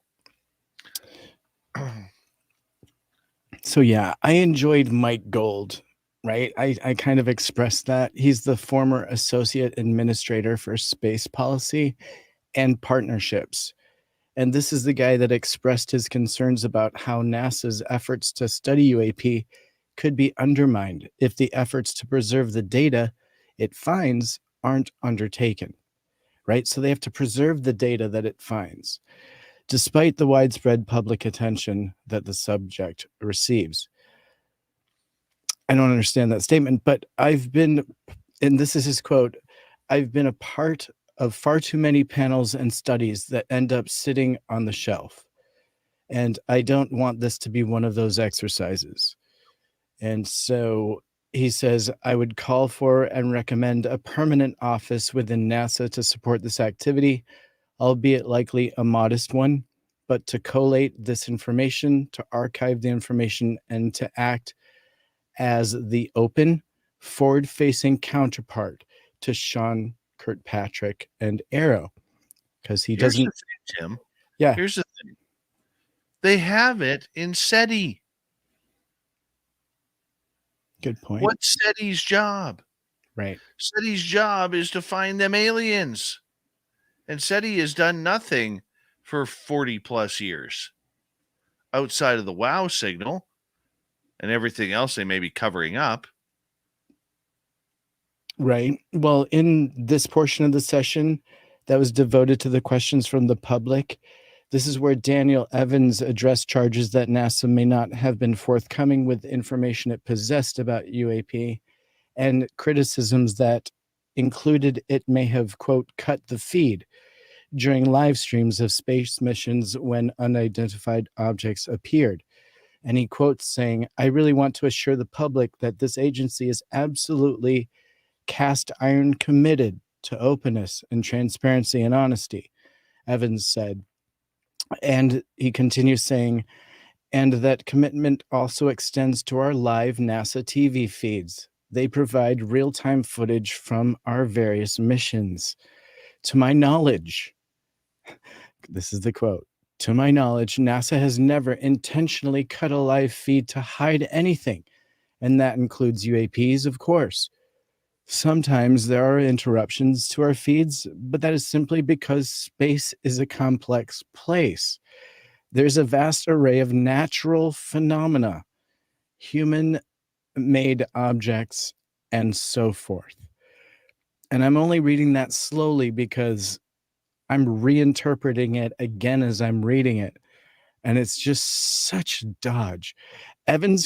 Sorry, that's my personal interpretation there. Evans called the agency's commitment to openness and transparency, quote, the hallmarks of NASA, adding that such values are, quote, why we're here today in public, on TV, because we want the public to have the opportunity to see the process of this committee doing its work in public. It's only right, he says. And so, frustrating, but he continues on here saying, as scientists, we follow the data, we formulate hypotheses, we test theories, we follow the scientific process. The role of this panel has been to create a roadmap and a framework for how all scientists that are interested in this phenomenon can further the study. And that was actually coming from Anna Maria Barea, the Associate Professor of Computational and Data Science from George Mason. So that last quote was coming from Anna Maria Barea. What a great name. But Dave, as you're hearing some of these quotes that I'm bringing to you, I'm specifically bringing them because they're some of the highlights, in my opinion, that really show the grift. Now, where are you right now with some of the stuff that I'm saying? They're saying that it's because they don't have the sensors to get the proper data. Is that the ultimate dodge? Do you think they have that information at their fingertips? Or is it classified? Like, is it above their pay grade to get satellite sensor data? Two things. I'm going to address that in a moment. But first, Lee comes on and says, I personally enjoyed the NASA presentation. And ironically, all the grifters who were trolling the presentation of the panel have come back with a monetized ad show review, present company accepted. Well, the fact that our channels are monetized really has nothing to do with the fact that we need to talk about this subject. I could be talking about Dogman picking daisies out of a farmer's field, and I'm still going to be monetized. Earlier today, when we did the monetization, or when Marquise this morning did the show, we did not monetize that. If people chose to super chat, we never ask for super chats. Okay, we say that we like the super chats, okay, because it does help us out. It does help us pay our bills because we are a business. So I'm not pissed off at the comment. Please don't take it that way. Okay, but to say that you're grifting on a monetized show, what am I supposed to do if my channel's monetized? We did not monetize, once again, the NASA portion. We didn't monetize it at all. If people chose to super chat during that, that's those people's choices that they wanted to donate to the cause. I'm not going to say stop someone and say, no, you can't have $1.99 or you can't have a $10 bill because they felt compelled to help support the channel. Not going to do that. That's not fair. There's a difference between grifting and, like, I would consider Dr. Stephen Greer a big grifter. Okay, but there's a difference between grifting and someone who's in an audience who wants to donate a $5 bill or something like that. Sorry, Lee, we'll agree to you're a great dude, but we'll agree to disagree on that one. But getting back to your question, Tim, sorry, could you please repeat it? Are they kind of going to the very common go-to excuse that we need more data? That is Spergel's analysis. The end of it is that they need better data. And this is coming from NASA. And highlight the fact that you brought up in the beginning of this conversation of the UFO report was that they never talked about NASA. Never even mentioned their history. It was not about NASA. It was about a research team trying to find new data on UAP that had nothing to do with NASA. And it felt like an extension of the DoD conversation, right? And that's why it felt like the impact of Sean Kirkpatrick's speech and him being there was very much the dominating force. And they lightly glanced on balloons for a moment and then danced back away. But it was definitely there, and the fact it was kind of lingering in their heads that this is around the same time that this organization had been put together. Our president suddenly needed more information on this topic when we had Balloon-ageddon. But whatever. I just found it interesting that there was that presence, and then always just leaning back on the fact that we need more data coming from NASA. When are we talking about NASA? They have had 60 plus years of data. 60 plus years of data. And the fact that they say that they need more, look, that's the cheap way out. You could always use more data. Mathematicians, okay, could always use more data. Scientists can always use more data. Chemistry, physics, it doesn't matter. Geology, architecture can always use more data. Yeah. And but once again, getting back to the original study that we were told was that $100,000 was to look into the UAP subject regarding NASA. Bill Nelson said they were opening the doors. They were going to let these people in to see whatever files they wanted. Okay, tell us what we need to know. And they didn't even go there. Okay, they don't need to know about the FAA.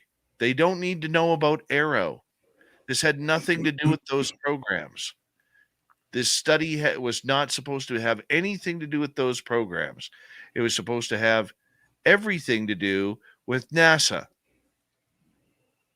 They didn't talk about any of the astronauts. All it takes is a quick Google search, and I'll show you guys this. We'll do it together.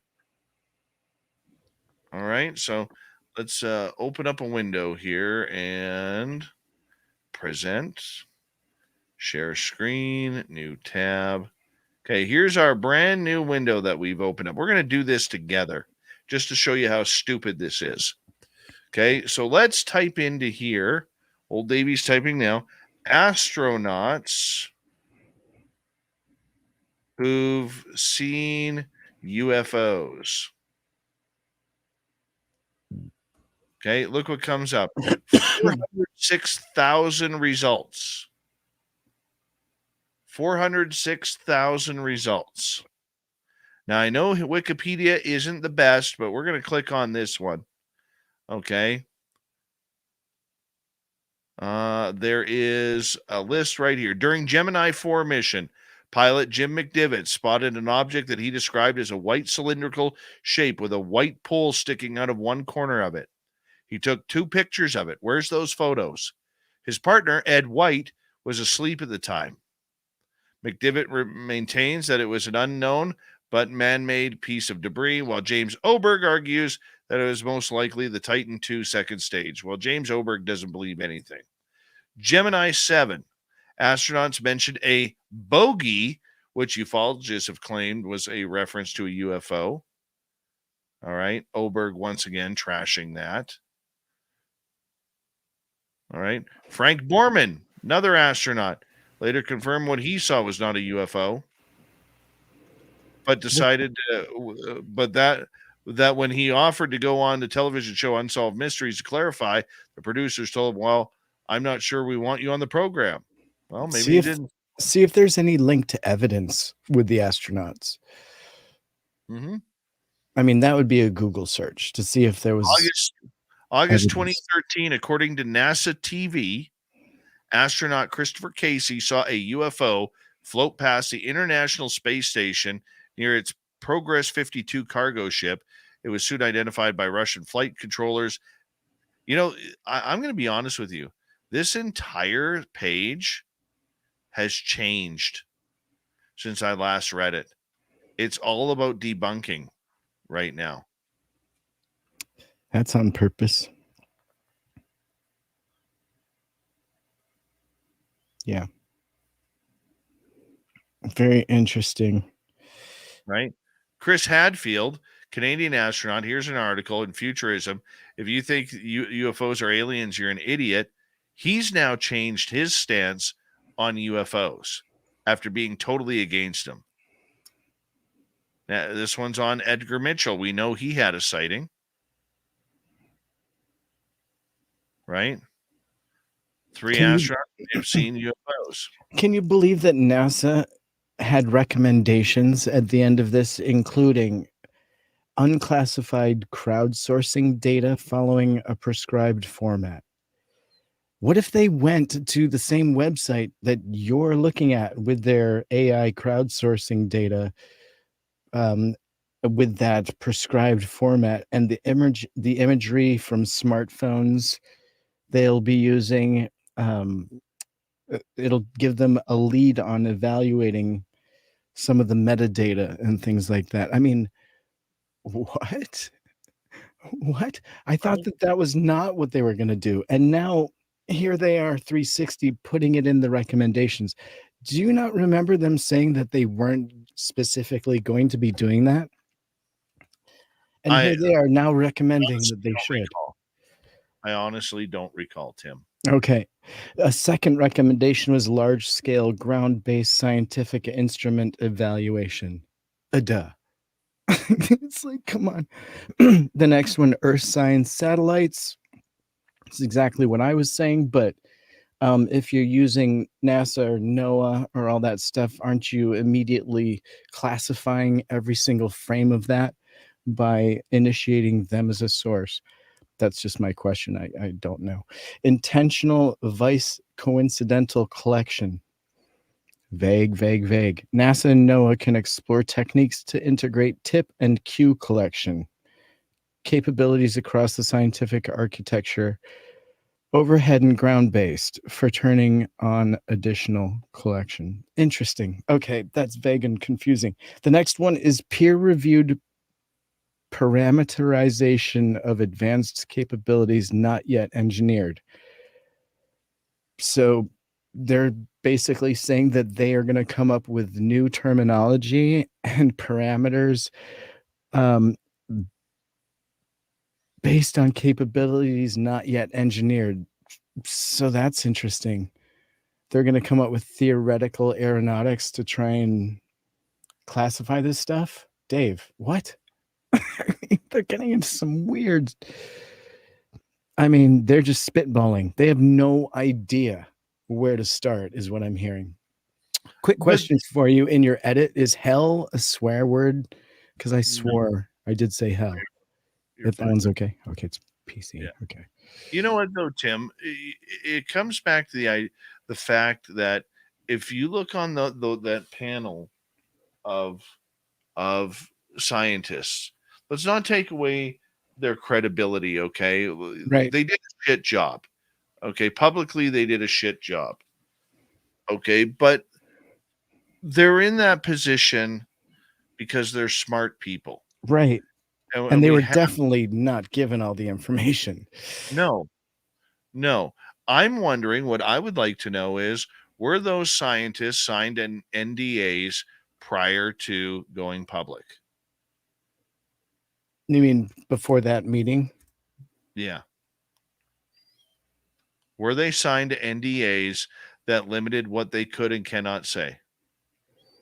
Well, I think definitely, like I had said earlier, Sean Kirkpatrick probably had a conversation with them before the cameras rolled. You know, there may not have been an NDA, but there may definitely have been some guidance.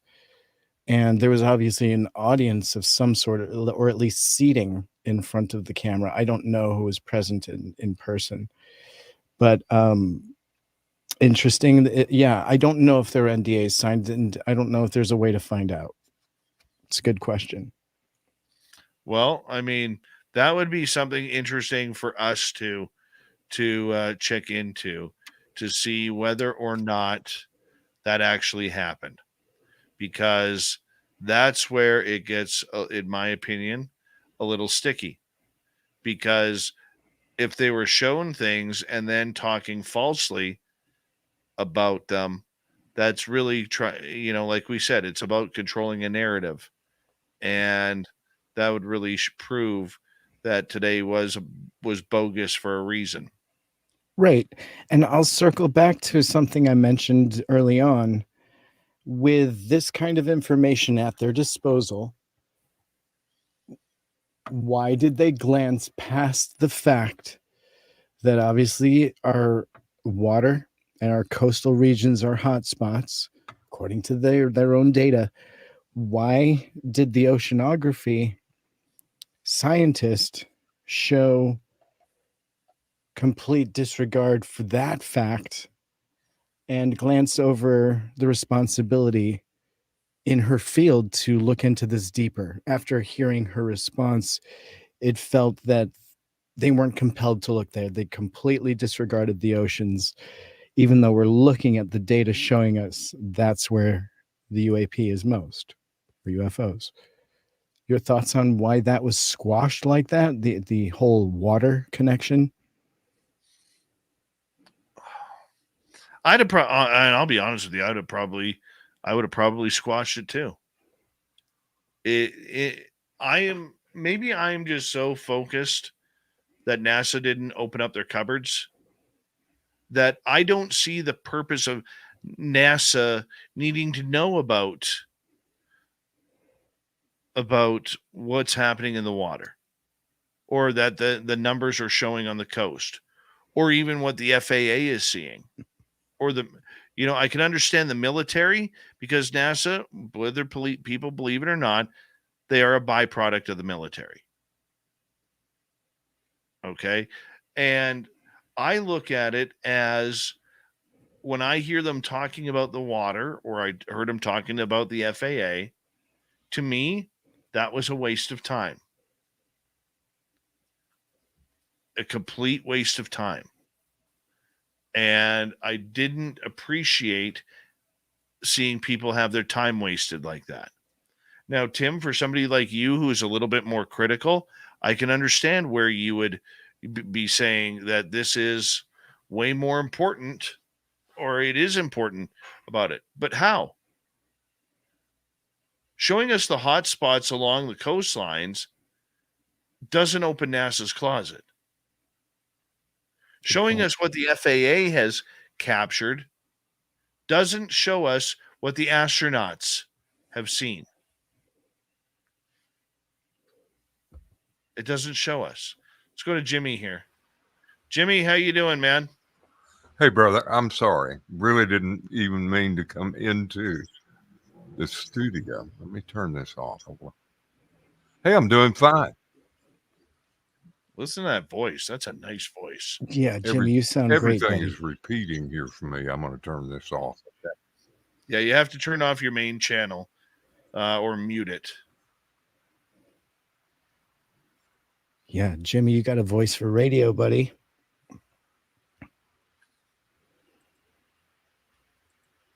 If you can hear us, go ahead. I think maybe I fixed it. Yeah. There you go. Good. I'm not hearing myself talk anymore. I really didn't even mean to come into you guys' studio. I was playing around with the software, and boom. Beautiful. Here you are. Today's NASA open house. Yeah, well, thank you. I appreciate being able to come in. I interrupted you guys. Please go on, and I'll listen, and we'll have some things to say.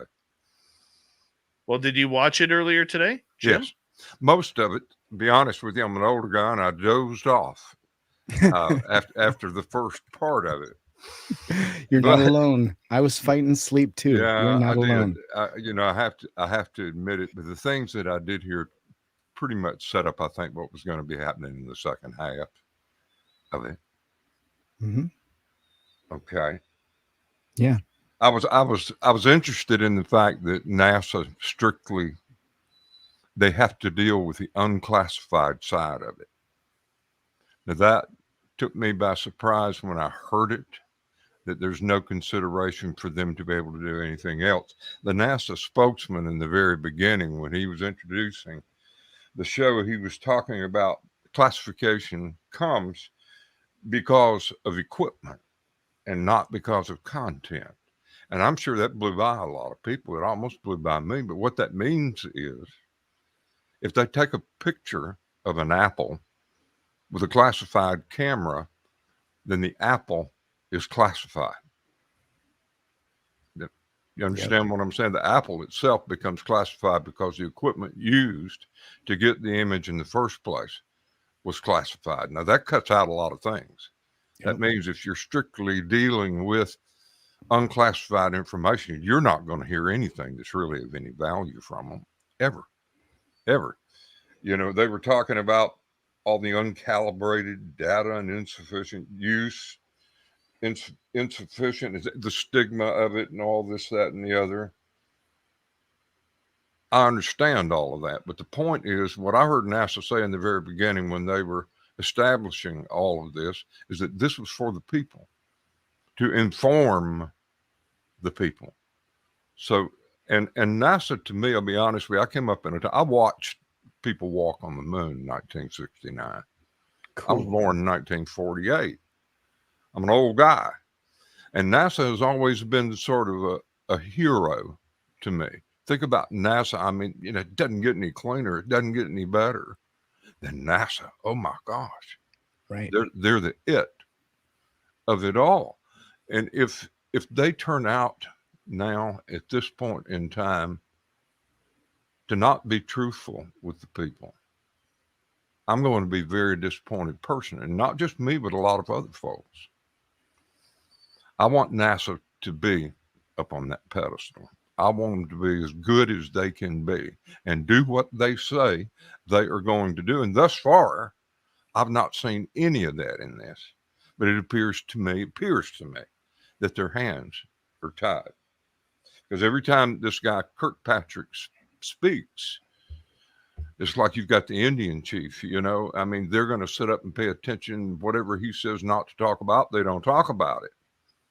If he gives them permission to talk about something, perhaps they'll approach it. But someone is in charge of all of this who has all hands tied. Do you have any idea, any thoughts on what entity, whether governmental or whatever, who would control that? Who would have such power?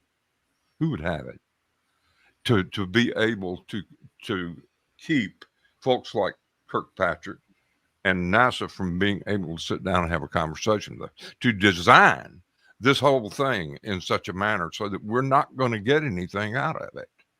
We're just not going to get anything. I could say a whole lot more, but I don't want to be offensive. Well, I think today is the day to be offended by what we saw, you know, and like you, Jimmy, you know, most of us who are in our 40s, 50s and up, we grew up idolizing NASA and idolizing astronauts because of what they accomplished. I mean, we all, you know, I mean, even me in Canada here, I have, you know, I still recall seeing videos going back to old VHS tapes of the Neil Armstrong ticker and Buzz Aldrin ticker tape parade, you know, after coming back from the moon. That's what NASA needs to, in my opinion, aspire for. Shoot for the stars, right? That's where heroes are created. That's where we're, you know, to quote Buzz Lightyear, let's go to infinity and beyond. You know, push for it. Right? Yeah. And yet when we see them playing games with the public, when their own trained 1% of the 1% have gone into space and seen things, and it's been recorded on audio, on video, and they are talking about what objects that they saw in the sky or that were following their rockets when their rockets are flying at like 17,000 miles per hour and these things are passing them. They know it's there. And to sit there and lie after everything that NASA has done to accomplish things, it to me, I feel let down. Like my favorite uncle has just passed away, or has decided that he no longer wants to get me the cool toys for Christmas as a kid anymore. They're no longer working for us, Dave. Of course. They're no longer working for, and that's what I'm asking you. Who do you think is controlling NASA? Who are they working for? If Well, they're they not work for working for the people, who are they working for? They work for the military. Okay. Okay. They work for the military. See, there's two sides to NASA. Okay. You have the public side, which is the rah, let's go to the moon, let's go to Mars. And James Webb Telescope, Hubble, let's rock it. Then there's the dark side of NASA that secretly takes up all the satellites that the military has and sets them up. There's probably for years a Star Wars program that Reagan talked about that has been active in space. So that way, if nuclear weapons are fired within the United States, the first thing that they do is they have missiles that could take out China's satellites or the Russian satellites or even potential nuclear missiles from hitting the States before they even happen. NASA has a war machine behind it. It really does. So the fact that we have been told that there is a threat narrative going on with these UAPs, and now we see NASA, who after 70 years or 65 years has found nothing, I think it points to show that they are working for the government. They are working for the military. Okay. And it's going to be more and more interesting to see how this plays out the more and more corporate space becomes. Yeah, it's hardly an independent study if Sean Kirkpatrick is there. Period. That's a good point, Tim. That's very good point. It really is. And so, someone, obviously the military then, has hands tied here. Part of it to me is in the classification process. Part of what we're going to have to get done for us to be able to find out anything is to change the classifications. So how do you do that? I think they can be creative with that to some extent so that they can allow them to be able to get down to the information that all of us millions of people who have had experiences want to know. I don't think it'd be that difficult for this group of people to change classification somehow so that we can get to the truth. Because as it sits right now, we're not going to find out anything. Because anything worthwhile that anyone really wants to know about is going to be classified. It's going to be classified. 100%. It will be. 100%. Well, I appreciate you guys letting me talk to you. Like I said, where are you calling from? Sir? Where are you calling from, boss? Mississippi. Wonderful. I'm JSCO77 in your chat. Oh, okay. Well, yeah. Great to hear your voice, man. Thank you for taking the time. Perhaps sometimes in the future I'll be able to come back and we can discuss a few other things. I had a wonderful UFO sighting in 1963 that I have wanted to talk about, but I've never really talked about publicly. It's not as amazing of a sighting, say, as some of the things you hear about today, but it certainly knocked my socks off, changed my life. And here I am watching Spaced Out Radio in 2023. But there's that, and sometimes maybe we'd just be able to have another conversation. I appreciate you guys. Okay. God bless you. Good night to you. You too, my friend. Thanks, Jimmy.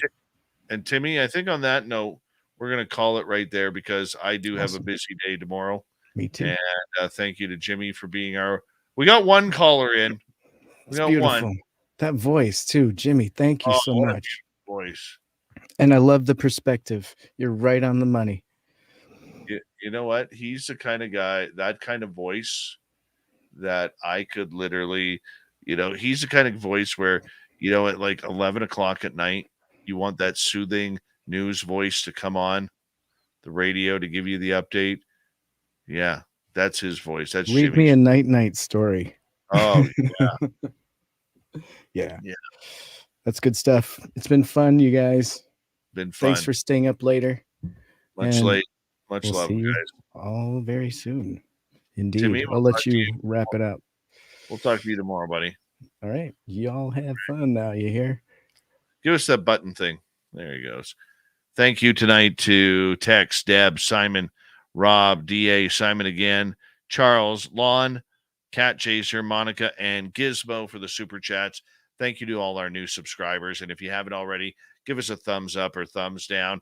And if you're new here, hit that subscribe button, ring that bell. We are here 7 days a week for your love. All right, here we go. We're saying goodnight. Tomorrow night on the show, Alan T. Greenfield, the secret cipher of the UFO knots. You guys want serious alien woo combined with the occult? Tomorrow night's the night. You're going to enjoy it. Let's get to it. See you tomorrow. Good night.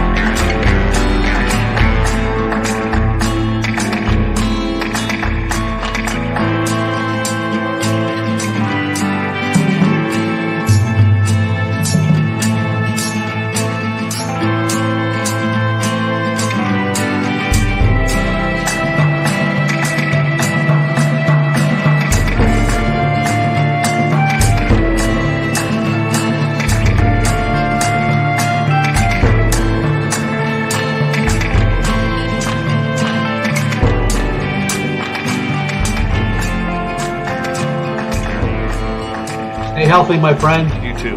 You need bail money, give me a call. Always, Dad. Take care. You too.